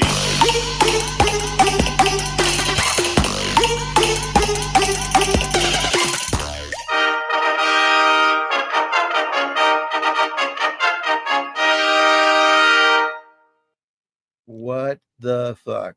Oh, we have one. We have one. Prove a point, and we're about to prove ours. All right. Come on, what are we doing? Shorten it up. Shorten it? Shorten that thing up. No, yours comes down Shorten here. that thing up. That's cheating. There you That's go. not No, it fair. ain't. No, it ain't. Oh my gosh. You ready? Yeah, go. All right. Show Back to Pat to my argument about men having to sit to pee. Hold on. Oh, what are you doing? Come on, get it in there. Get it in the bucket. Come on. Get it in the bucket now. No, Get it in the bucket. this ain't even right. Get it in the bucket. Come on. And I tell you, sometimes it comes out in dual streams. That be shooting out left, right, dual streams. Come on, get it in the bucket. Well, get it in the bucket. Come on now. If you cut it off and back on. What? I ain't got control over cutting on and off. That thing cuts on by itself. Spout. Come on, get it in there. You got it everywhere. It's all over yonder. I'm getting it on my You shoes. missed. It's You all missed. over Now it's all yonder. over the backside of the toilet. Oh my. Get it in there. Come on. Something's got to be. Come on. Come on. Come on. I'll tell you a super easy fix. Sit down to pee. Nope. And tuck your penis in. You'll be fine. Because as I get the point of that, but like even he is being disingenuous. He's trying to make a point like, don't blame me for peeing all over the place. Yeah. But you can control a lot more than this hose thing that goes in and out. Especially if you sit to pee. Fake and you news. tuck your That's all penis in. AI. That's all AI. Director of demonization, I agree. You know, this is where like politics and having to sort of like make alignments with people sometimes you don't agree with while not changing your policy, but trying to bring them over gets a little complicated. But yeah, with COVID, you've got to spend your energy trying to convince people they are at risk too, because most have made it clear they couldn't care less about the disabled and old. I think I agree with that so much. Yeah. I mean, I hate that people on the left who are trained to believe every cause somehow throw disabled people under the bus, and that's not reason enough to wear a mask. Yeah. But knowing Americans and how selfish people are, which we've seen through the pandemic, we have to convince them it's about them. Yeah. To get them to mask. Like they just don't Unbelievable. give a shit. If they gave a shit about disabled people, they would have changed their habits by now. So it's got to be about them. Yeah. Yep. 100%. I'm writing that down so I make sure we don't show it again anytime soon. Okay. We are moving into Democrats because there's. But wait, Jen no? gets it. Thank you. Thank you. You don't need to watch it. It's not supposed to be a turn on. It's just supposed to keep the bathroom a little cleaner. I can't imagine a bigger ick than some girl I'm dating walking into the bathroom and seeing me sitting peeing. I don't know. This is what my response always This would be an ick. when you aren't peeing but you have to go to the bathroom. When you take a shit, do you stand? Do you in the middle of taking a shit have to I pee face and it and do a quickly handoff and turn throw it out, in there. like stand up, turn around, because oh my god, heaven forbid I ever pee while I'm sitting, even though, but like you get a buy when you're taking a dump and you have to pee, then it's okay. I just want to understand like what the mentality, like it's so degrading and so feminizing. God forbid men should feel like First women off, who sit to do everything. listen. Why is it such a problem to sit? Let me tell you something about man, woman. Tell me. I don't know about all men, but I have gamified everything in my life. Everything is a game. Okay. Like Okay. when I shut the microwave door, I'm like, I want to use just enough force to get it to shut, but not too much force. Like I want to see, can I get the perfect level of shutting it to where it just shuts? Yeah. With the least noise. Like everything is a game. Yeah. So peeing is a game, like aim wise. Like you're just like, let's see how accurate I can be by peeing. You're having some fun. Yeah. And then this is where I think I'm like I'm a feminist here or somewhere in the middle. I always wipe the seat. Okay. Afterwards. Good. Like that. Always wipe the seat. So I feel like that's the best you can get. You're not getting better than that. I don't know. Once you go past that, it's going to be an ick factor. You're not going to like that anyway. Sorry. Just tell her you're pooping, says Jenna. I agree. I refuse to lie. I feel like we just have to do a whole thing. And by the way, you have some friends in the GOP and Jeremy's Razors. They agree with you, Pat. You want to see their view on all of this? I don't even know what this is. You think I stay in my cave because I'm the abominable snowman? No, I do it because I'm conservative. And liberals are freaking annoying. Check your white fur privilege, you fascist! They used to call me snowman. Then I misgendered a dude at the gym and now I'm abominable? I'm done living like a myth. That's why I like Jeremy's Razors, the politically incorrect razor for men. Like me, Jeremy's Razors are legendary. Equipped with 5 barber-grade blades and a moisturizing aloe strip. It's sharp enough for my thick, beastly scruff, yet smooth enough for my icicles. Speaking of big balls, Jeremy's Razors doesn't silence their conservative values. they shout them from the rooftops. There are only 2 genders! Actually, I personally have 8 genders. First, I'm a cat. Some people think I'm a myth. I've heard myths about humans too. Like you think masculinity is toxic and your men dress up like women and beat your daughters in sports? Oh wait, huh? You do that? And people call me a monster. As a hairy beast, I've tried a lot of human razors. Most of them either snap or they treat you like crap. Masculinity is toxic. Men are the problem. Everything is your fault! So buy our razor today. Jeremy's Razors offers a world-class shave without the shame. And for every Jeremy's Razor sold, a liberal loses a pronoun. So if you pee standing up, subscribe to Jeremy's Razors. They ship right to your man cave every month. Hundreds of thousands of abominable beasts agree. Jeremy's Razors gives you barber-grade blades in the palm of your hand. Smoothest shave of my life. Should have switched from Gillette sooner. 1 star! My wife's boyfriend was not satisfied! And neither is your wife, Keith. Hey! The world needs more abominable men, so stop living like a myth. It's time to shave like a legend. Subscribe to Jeremy's Razors now. Jeremy's Razors. Don't tame the beast, just shave it. Blech. Anyway, I saw that and I thought of you. I'm joking. I know you're not toxic, man, nothing. No. But I did think the sit to pee thing was kind of funny that was their big, like, the finals. They're finals so draw. bad at like when they paint a liberal, a leftist, or whatever, and they do their like, oh, it's a funny trans joke or something. It's always like, trans and your pronouns and bullshit. It's so stupid. Yeah. Hate them all. Hate them so much. I hate them all. But you know, yeah, these guys are, I mean, they may be conservatives, who knows, but wouldn't be shocked to find a liberal version of this owned by the same company either. Oh, 100%. Yeah. 100%. Yeah, it does. For a second, I thought it was Will Ferrell when it popped up on my feed, and then it kept playing. I was like, "Oh my god, this is horrific!" But they got a look-alike for sure. But yeah, that would not surprise me either. Pat, it's okay that you stand to pee. I'm joking. I might pee on air just to manly it up. I feel like you should sit if you're gonna do it. I'm going. That reminds me of wow, what's the Steve Martin thing where he's at the table and he's like, oh, I need to go to the bathroom, and then he just thank you. Yeah, he was yeah. It's the 2 guys. It's not Inglourious Bastards, but the name is sort of similar. Yeah. Anyway, who cares? But yeah, I can't remember it right now. Now we're stuck on it. Now I can't think of anything else. Let's move on. Dirty Rotten Scoundrels. Look at you, Essay. Thank you. Good job. Oh, Jen got it. Also, I love it. All right. Okay. We're moving on to ICE or Democrats. It's just all so bleak. We kind of brought up ICE, so let's handle the ICE stuff. All right. Let's see ICE. This was so first of all, there was the flooding. They flooded Alligator Alcatraz like the second day in, it got flooded.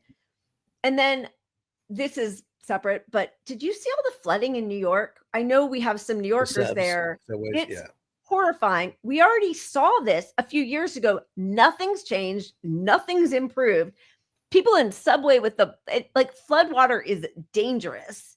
It's got disease and sewage and everything in it. The Lincoln Center Lowe's was flooded, and then somebody was like, oh good, maybe they'll have to redo it. The last time I was there were mice running up and down the aisles. I mean, what is happening in this country where our infrastructure is so dilapidated that rain, which is, I know it's heavy rain, but like we've got to be able to now deal with it. Like we know what the reality is, and nothing. We're just going to keep on bombing people in other countries. Right. Well, I mean, the big Build Back Better bill or whatever, the one thing they got right is that our infrastructure, like people understand largely that our infrastructure is decrepit, right, and terribly lacking. Like bridges fall apart all the time in the US. Bridges just collapse, right? So they were right to make that an issue and put some spending to it, and then they get to brag that it's the most spending ever. Well, yeah, because nobody has spent anything. But that bill effectively like would fix 1 out of 50 fucking problems. That's probably way off. Even it's probably way worse than that. But like I know when it came to bridges, it was like something like 1 out of 50 bridges that need repair will get money because of this bill. But that's the sign of a collapsing society, and it's literally like collapsing structure. I mean, I was just they're fixing the roads right here from Sac to Davis, and I'm driving, and it was dangerous driving from Davis to Sacramento in the lane I was in because it's all so fucked up.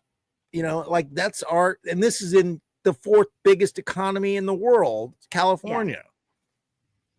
I mean, nothing like from the fires from January, almost nothing's been rebuilt. Things still aren't reopened. Lahaina from their fires still just sitting there. All right, let's get into ICE. This shows what this is all really about. Again, like official government post. My body is a machine that turns ICE funding into mass deportations.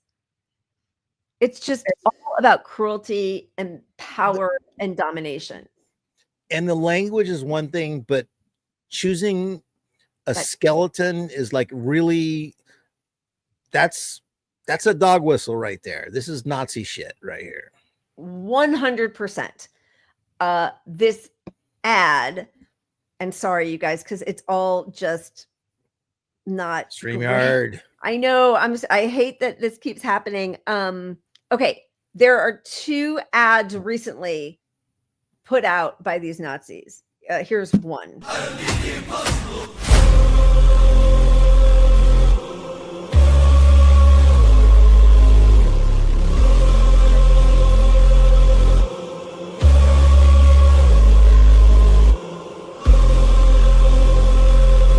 Look at them. They feel so abused, little cry bullies.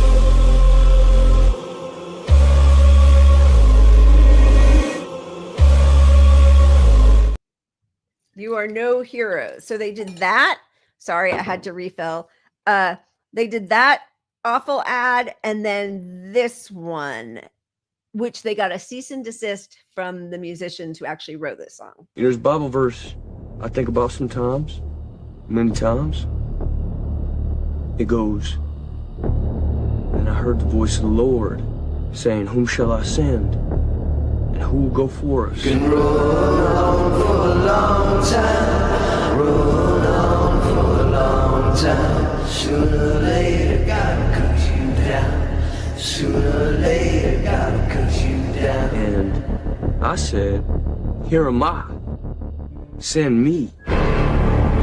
Through your rock and hide your head, working in the darkness, fellow man. Sure, sky made black and white. It's time to dark, you brought to light. You can run on for a long time, run on for a long time.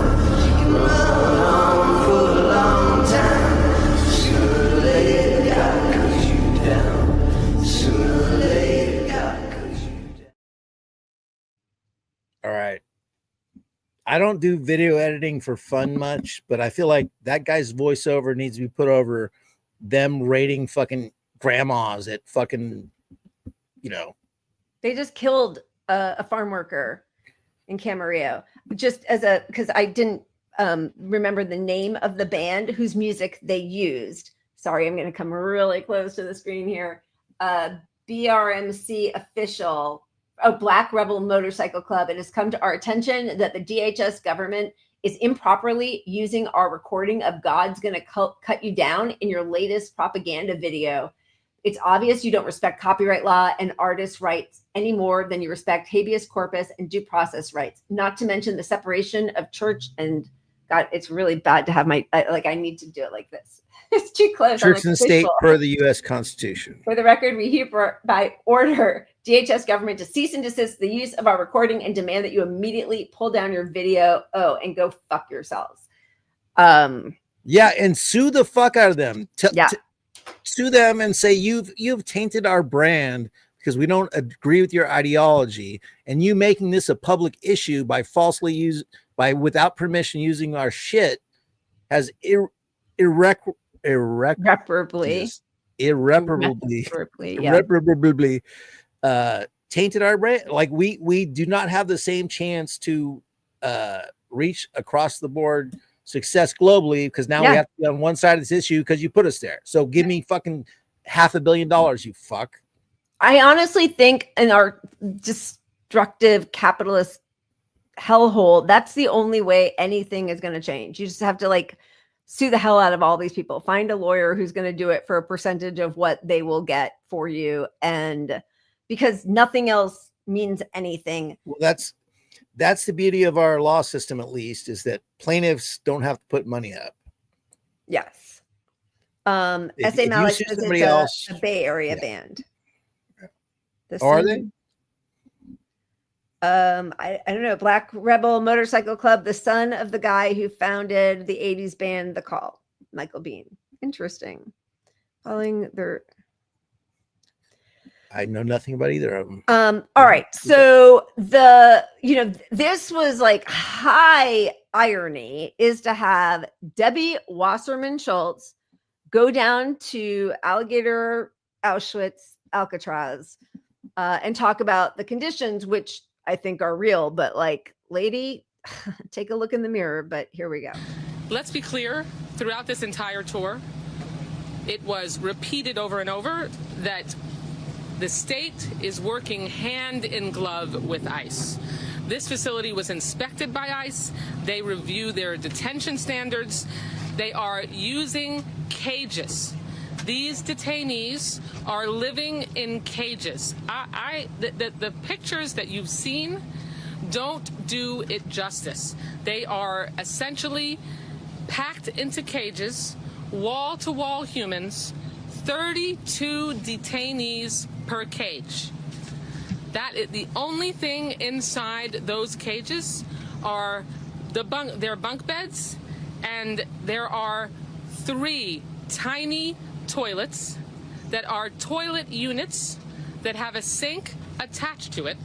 So they essentially drink, they get their drinking water and they brush their teeth, where they poop in the same unit. They bragged that they went above standards, supposedly, and gave them a 3-foot privacy wall that stretches the length inside the 32 detainee cage. I mean, you would think that at this point she would understand that, one, much of this was happening under Democrats, but also she is fully in support of what Israel is doing to Palestinians with no self-awareness. So she's the wrong person to be speaking for this. The other, go ahead. Well, and obviously, it ignores the Democrats' part in all this. You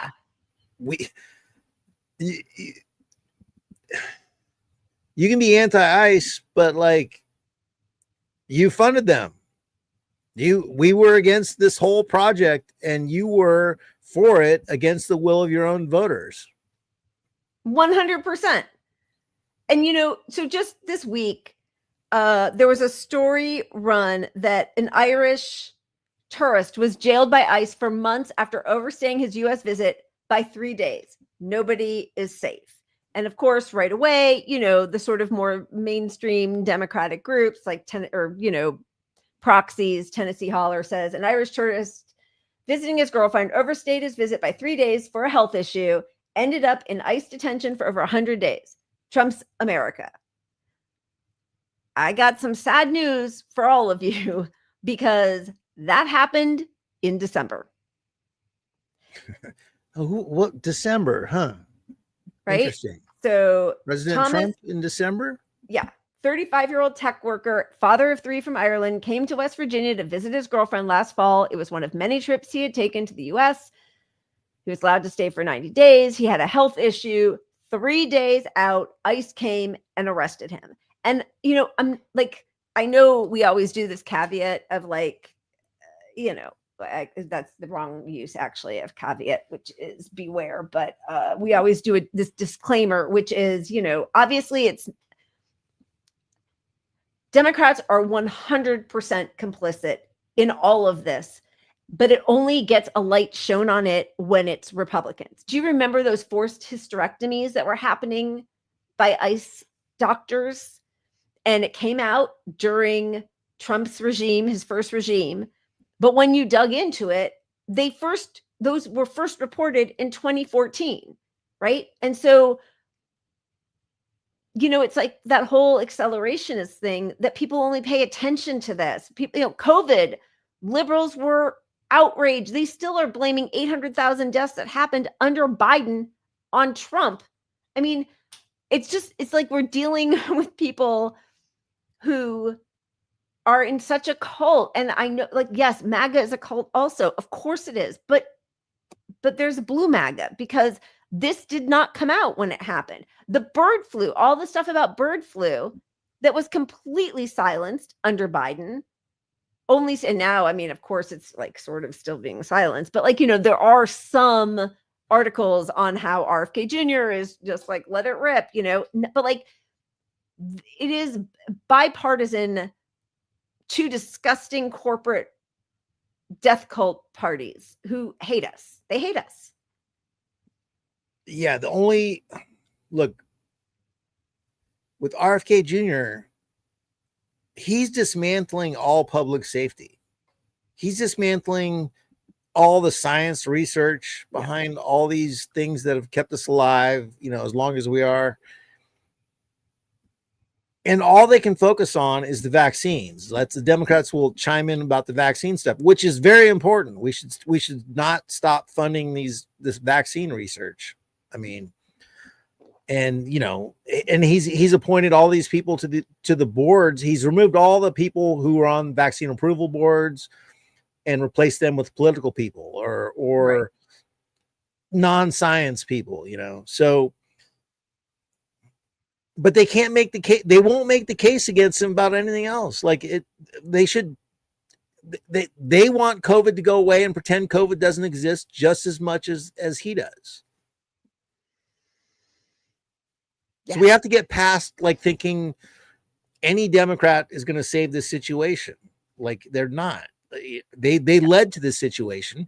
It's worse under the Republicans, but the Democrats lobbed it up for them. They got them here. They did the thing. And now the home stretch is the Republicans who are dismantling all the social programs that all the Democrats donors want dismantled as well, because they're all corporate bastards. Yeah. It's really, I mean, it's grotesque. It's truly grotesque. They don't, and to the extent that they care at all, it's so that things get so unbearable that even though I think Democrats are right now at a 19% approval rating, people will vote for them in the midterms because at least they're not the Republicans. They want this to be the worst 4 years of our fucking lives. I mean, at least they want this next year to be the worst year of every fucking person's life in the US. Because their job is so much easier to get elected if they just fucking, or just not look, them. Oh, you didn't know you were going to lose your leg. Ha ha. Should have voted Dem. Now you're going to vote Dem. So they're not putting up a fight like they could because they want us to have a fucking suffering moment of like, oh my God, it was so much better under Democrats. And meanwhile, I mean, the polls are showing that people, the whole tide is turning.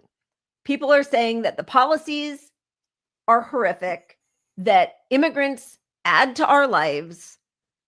And this used to be a Democratic issue. It actually was even a freaking George W. Bush compassionate conservative issue and Ronald Reagan.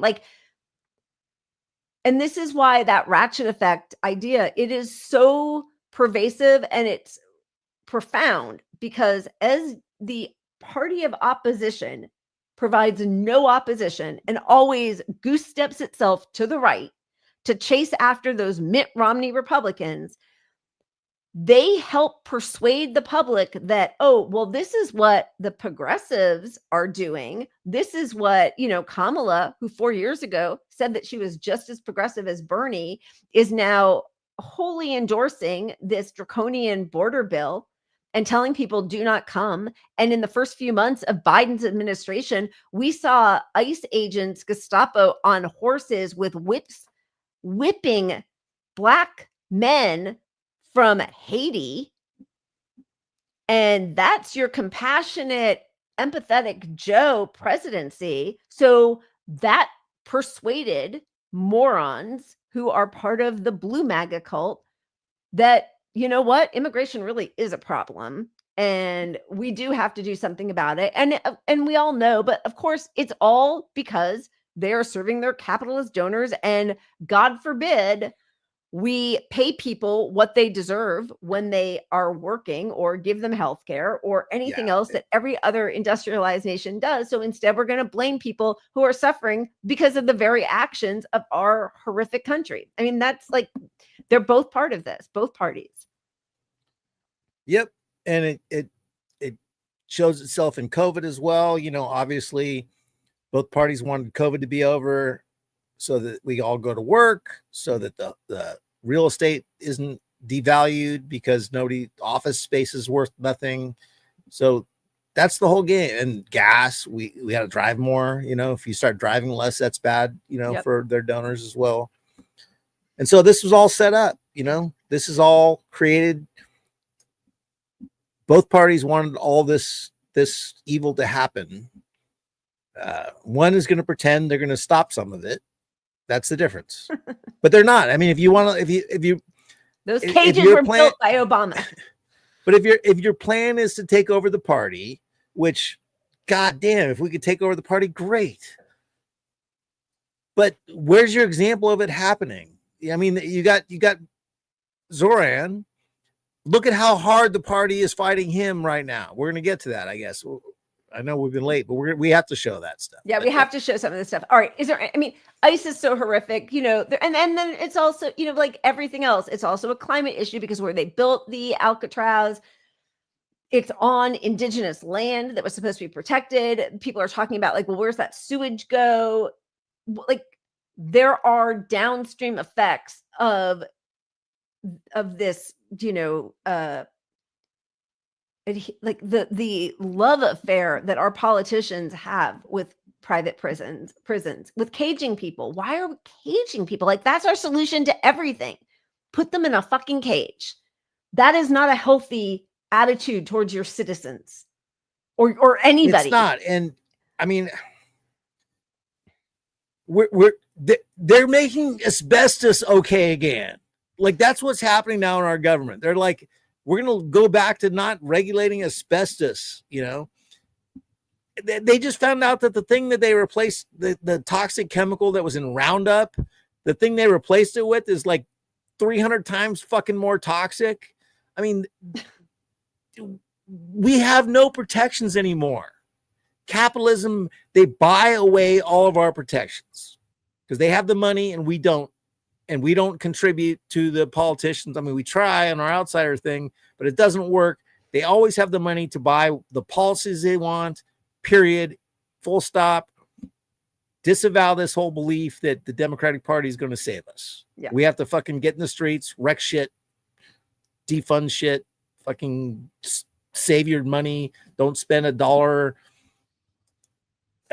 We have to withhold our money. We have to stop processes in place, stop the shipment of whole fucking things from corporate. I don't know. We have to do everything we can other than just vote our way out of it, because that doesn't never fucking voted work. your way out of it. They will never allow you to vote away their own power or money, ever. But in a normal society, in a just society, it wouldn't, like, all of our human rights wouldn't be on the ballot every 2 to 4 years. There have to be some concrete, like, that's what I think the Constitution or whatever was supposed to be.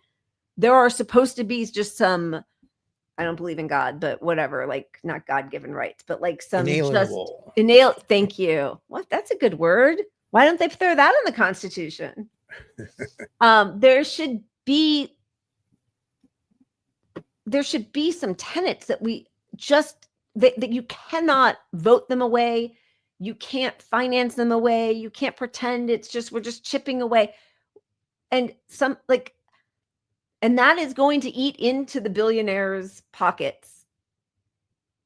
And the fact that they are so unable to give mere, like, not even pennies, like there is such a sickness in capitalism that it's okay for people not to have healthcare or homes or food or education or vacation or sick days or a dignified life. And it's worth it to throw millions of people into squalor so that all of these sickos can have their fourth yacht. That is something deeply wrong with our country. Also, and the people at the top are just so out of touch. I mean, it's just one instance, but like the Hinge laid off like 30% of their staff or whatever. And on the conference call where they're all laid off, she's like, "Oh, be adults about it." Yeah. Put on your big boy pants. Be Go adults. find another job. Yeah. That's how they're talking to people. And again, with all the crime that they're going to blame on the immigrants and illegals, which is a disgusting, like, nobody should ever allowed that language to continue. The focus is so narrow. It's on people who shoplift. It's on people who cross into our borders illegally. It's not on the $50 billion of wage theft every year by these same CEOs who are exalted and all over these dumb magazines.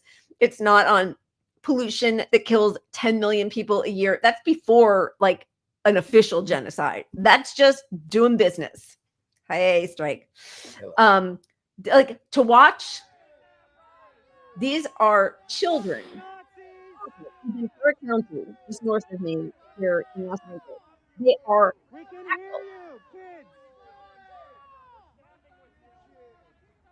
for what?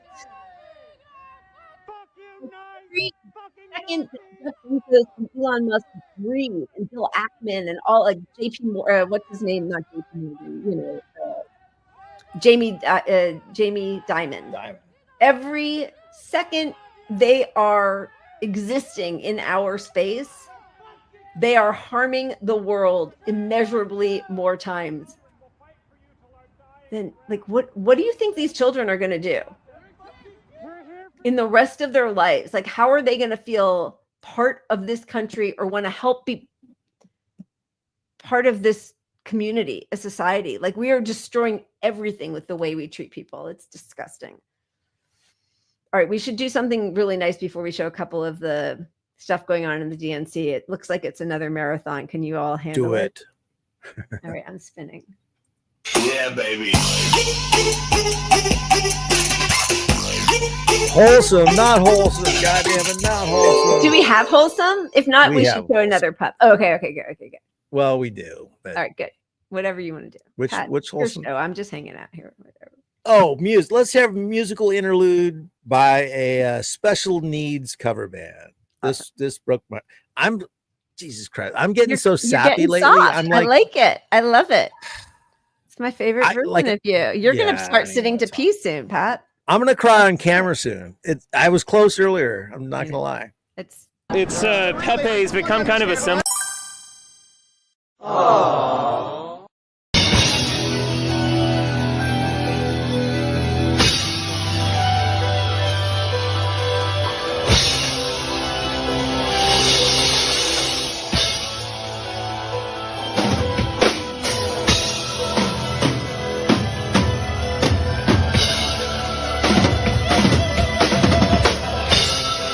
You guys are good.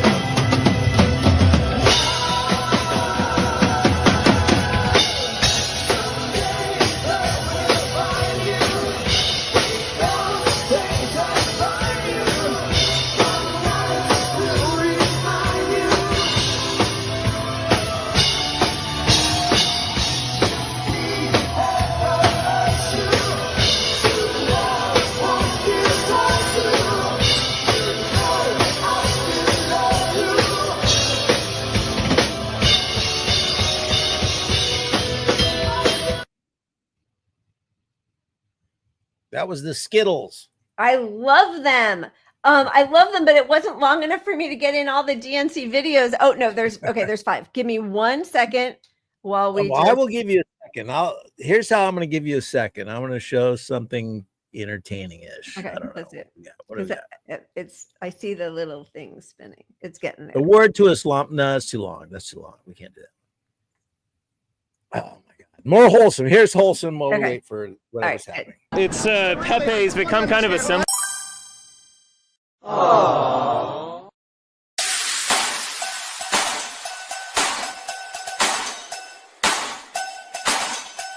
I love this so much.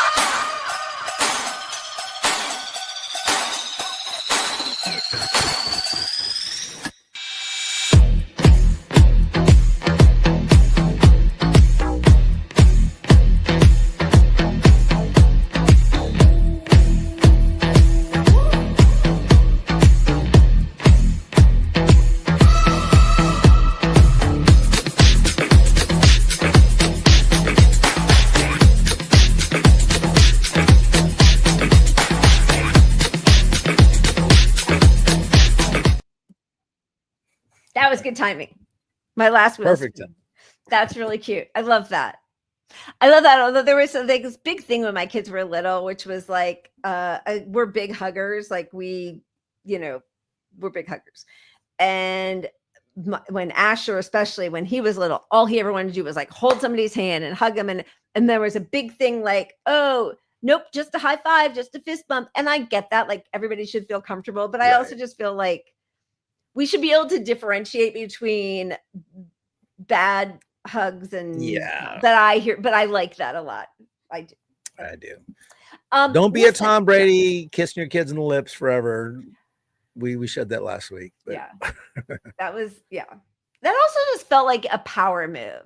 Like come back here in front of somebody else on camera and kiss me for longer. Like that it actually didn't feel like, oh, I just want another hug. Can I get one more hug? It felt more like, hey, come on, come closer. Like, hey, I'm not dad, so I don't know. But I feel like, can we just leave the lips off limits? Can we just make the lips off limits? I think you should be forced to creepy at all ages, I think. To kiss your dad on the lips while he's sitting to pee. Just kidding. Don't cancel me. I was joking. Okay. I mean, yeah. Sans mustache, I might be able to kiss my dad, but with the mustache, just it's not happening. Double, especially not while he's sitting. Right, anyway. All right. If you were worried, Cuomo has announced that even though he lost, like by humiliating margins, he lost to the guy who was polling at 1% in February, the Democratic primary to be mayor of New York City. He is staying in the race. He's heard you, he's seen you, and he's coming back.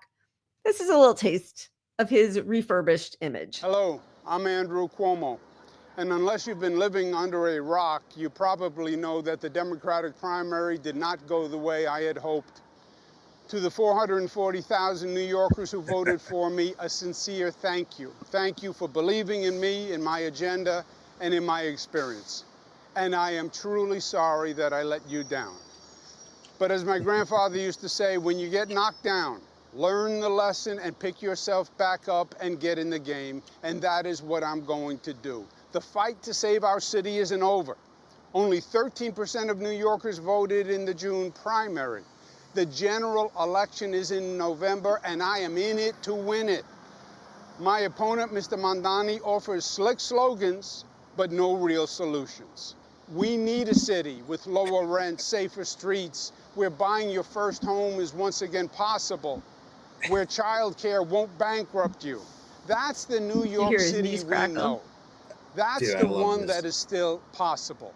You haven't given up on it, and you deserve a mayor with the experience and ideas to make it happen again, and the guts to take on anyone who stands in the way. Every day I'm going to be hitting the streets, meeting you where you are, to hear the good and the bad, problems and solutions. Because for the next few months, it's my responsibility to earn your vote. So let's do this. I'll see you out there. That was his responsibility before the primary, wasn't it? Like, what's his lesson? Kids? Here's the thing. The other guy is all slogans and no plans. So here I am. I'm going to explain why I am for all of his slogans, and I'm going to drop 20 of his slogans. Yep. Meanwhile, Zoran has plans. He has like tangible, fucking the most tangible plans ever for anyone making these statements. Shouting them out to him. Yeah. He's just telling him, he's telling everybody else who voted for Zoran instead of him, forget about his slogans and plans. I have just slogans. Yeah. But that guy's all slogans. And a very stiff demeanor when I'm trying to white kneel working down. man t-shirt. Yeah. I mean, he looks so much older when you see it's so embarrassing. And like, again, like trying to be older, obviously. Yeah. But like optics wise, they think this is the move, and a real consultant would not say this is the move. This fake handshake with the black guy in a truck. Like, and there's another one of him like doing spark plugs for a guy. Did you see that one? Here. It's like Superman. He's everywhere. Everywhere.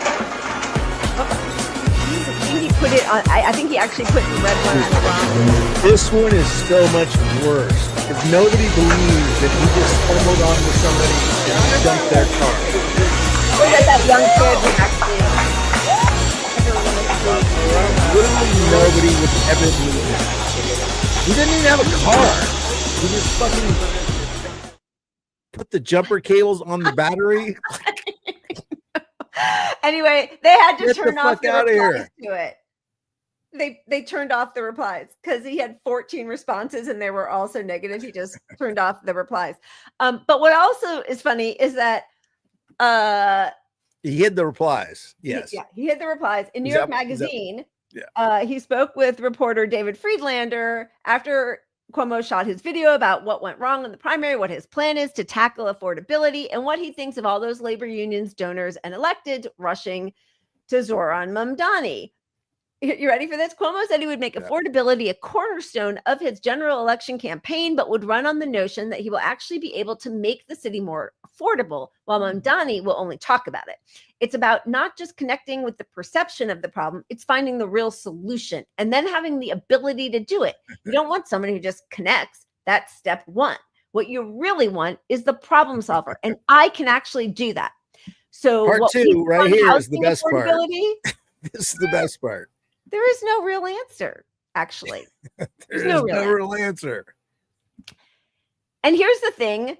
They went on because just yesterday there was a special election in was it in Arizona? Yeah, in Arizona. Okay. So this is in the New York Times, and Adelita Grijalva, I'm probably pronouncing her name wrong. I am so sorry. Won in this special election. New York Times super excited to report that Mamdani momentum withered in the deserts of southern Arizona on Tuesday night, says Jack Healy of the New York Times.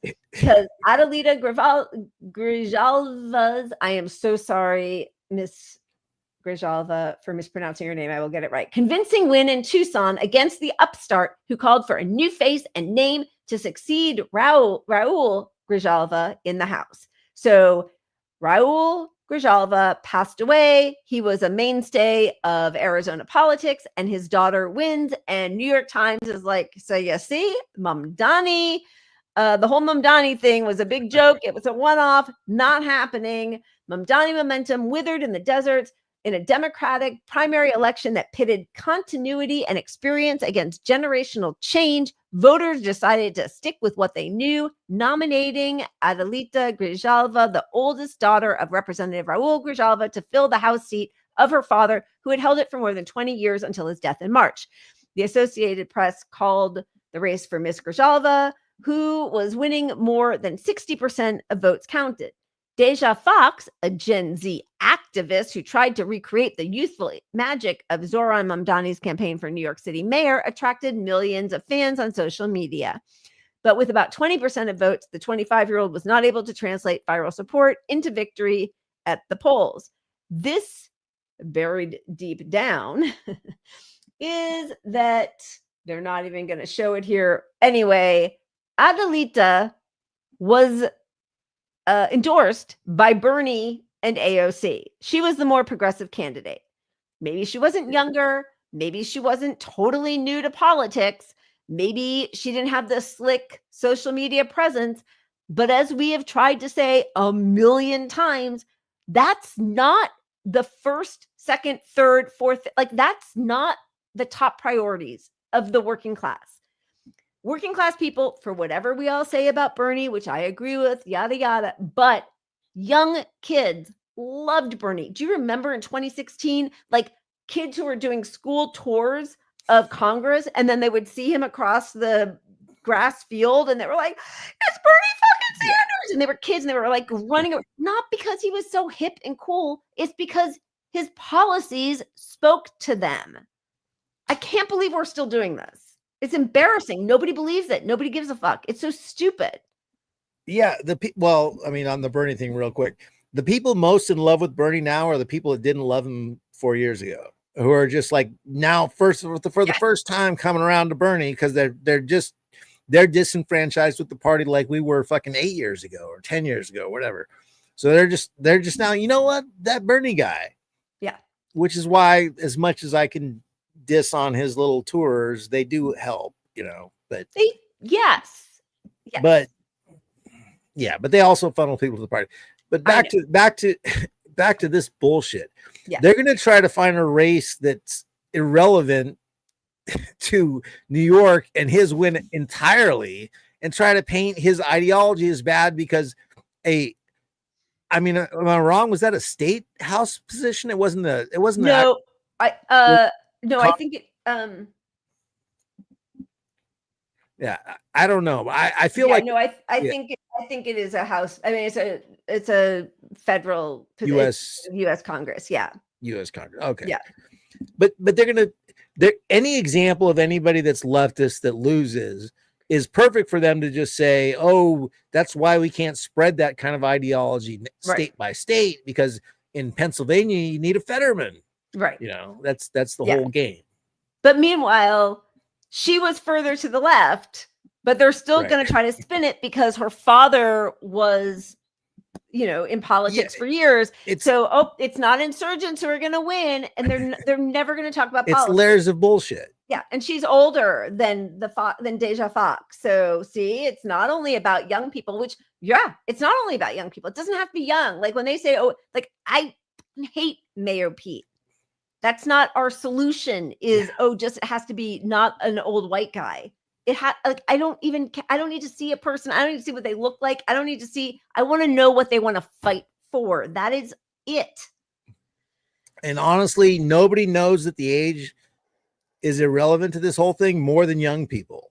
Yeah. Because young people are way less propagandized by the mainstream media bullshit and the narratives that the party tries to spin. So when they hear this shit, they're just like, nah, bullshit. It's so gross. And they're still they're coming after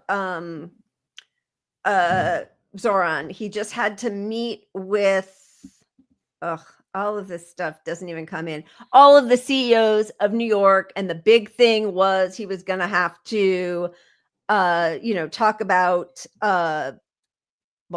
how he was going to treat the billionaires, very important. And also, would he renounce globalize the Intifada?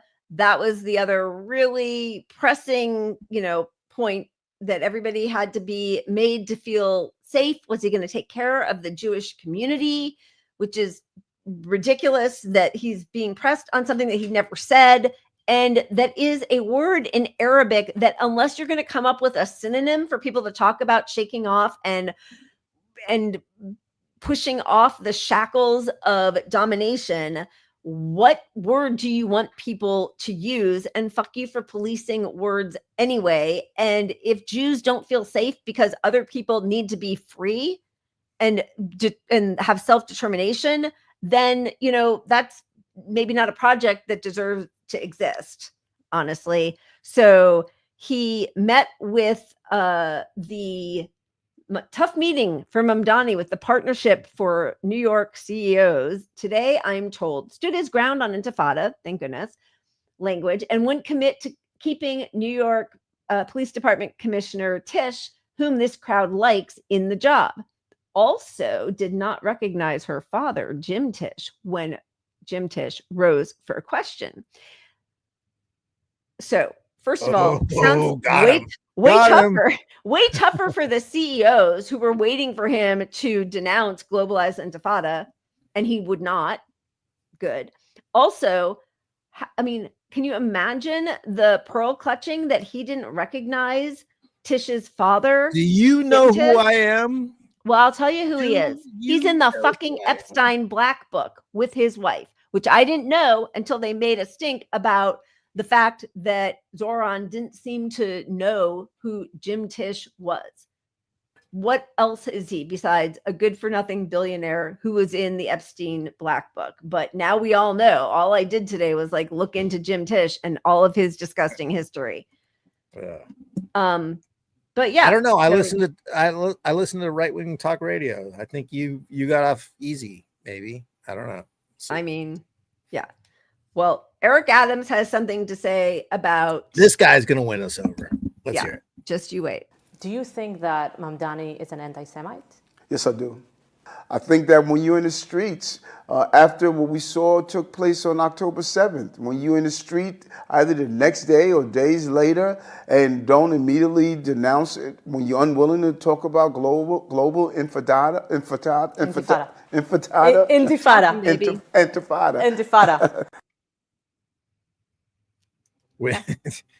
When you don't immediately come out and change the meaning of words that you've known forever. This guy, it's an Arabic word. Like, what you anything Arabic is anti-Semitic now? It's just disgusting. I really hope that he stands strong. I really hope that he continues. He should stand strong, because the only thing that can make him lose is giving these people, either of those two fucking idiots, any ground. Like, give them any ground. They're going to jump all over it. They're going to say you caved. They're going to paint anything you do to move towards their position more as a bad thing for your own base. They're going to, whatever you do, stick to what got you here, which was fucking standing up for Palestine, saying you're going to put in the fucking public grocery stores, which is only one in each fucking borough. It's not like you're not socializing all of fucking grocery shopping. Like, let's be real about it. So, and the public gets it. New York gets it more than anybody. New York doesn't give a shit if you eat a fucking bowl of rice with your hands. They don't, like, they get that more than anyone else anywhere in the country. It's New York. Be you, and he gets it. He hasn't stopped. So I appreciate him so far. I do too. I know that he, the Obama appointment. Yeah, the Obama appointment, plus like he met with Richie Torres and Vanessa Gibson in the Bronx, and they're both, big Israel supporters. Listen, I he's going to have to meet with people. I need to see what he does after those meetings. I am skeptical. We've both been skeptical. Yeah, like we're not skeptical, but like we're apprehensive. We are aware that there is room to fall and fail. But for God's sakes, do not denounce globalize the intifada. We should all be screaming it from the rooftops. Globalize the intifada. 100% every second of the day, every day of our lives. These people are trying to kill us all. They hate us. Globalize the intifada. I'm putting 100%. That up while I make us a new banner. Okay. Fuck you, streamer. I'd fix it. I like it. I know this is so, you guys, I know I'm sorry. And like, I know I keep apologizing and sorry, but like, it's so distracting to have to upload each thing separately during a show because we can't do it properly. But anyway, yes, globalize the intifada. Okay, I know I said after last week I wasn't going to do it. It's 7:34. We probably have to get out of here. So I just wanted to show one more thing really quickly about Zoran video. Okay. This? Oh, I can't help it. Really? Can I just show it now before he disappoints us? This is the time to show the stuff before he falls. Okay, but can I just to the audience. Yeah. If he falls apart and he's a piece of shit, we will call him out 100%. No, I don't want to call him out. I want to. Like Luigi? No, whatever. I don't know. You sell us out, fuck you. Yeah, you and can't. You won't get anything. Also, the billionaires are never going to like you, no matter what you say or do. They will not. Yes, you're not their guy ever. But I want the asterisk here. The asterisk here too. That I don't want to support the Democratic Party at the end of the day, anyway. So I'm supporting him, not the Democratic Party. Yeah. I don't know. I had something else to say, but fuck it. Show it. Free the nip. Let's see his nipples. What do you got? What do you got? It's a little bit wholesome. Zoran Mamdani stunned the world with a historic win. Could that kid have ever dreamed that at age 33 he'd win the Democratic primary for mayor in the nation's largest city? We were 2 goals down. We came back 3 in the second half. So we're just, resolute, and we got that goal again. And I think we can make it to playoffs. Talk about a throwback, right?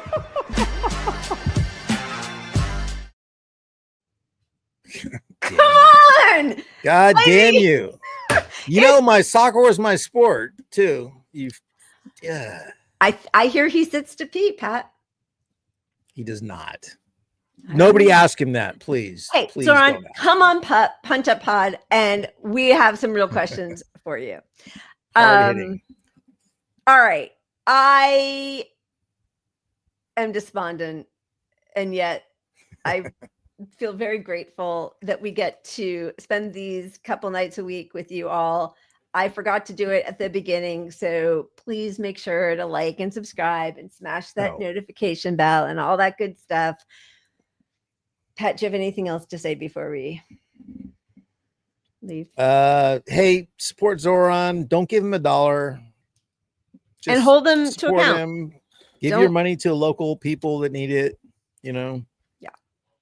Just to pat myself on the back. But the thing I do, I bring a cooler every day out to work because I have doing some hot shit and I need water.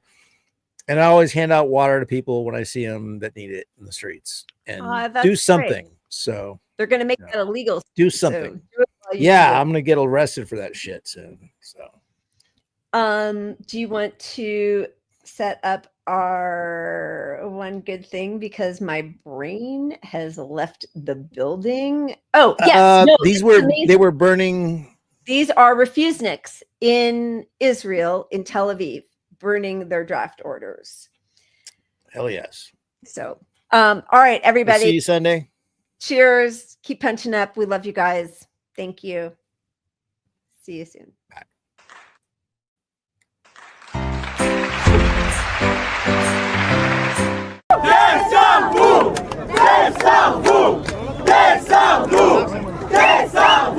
In one sentence, why should people refuse to serve in the Israeli army?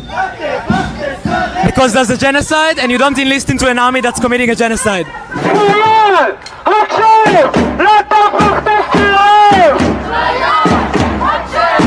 In one sentence, why should people refuse to serve in the Israeli army? The IDF is continuing to behave the same way it's behaved since Israel's founding, which is furthering horrible death and violence and a circle of blood for everyone.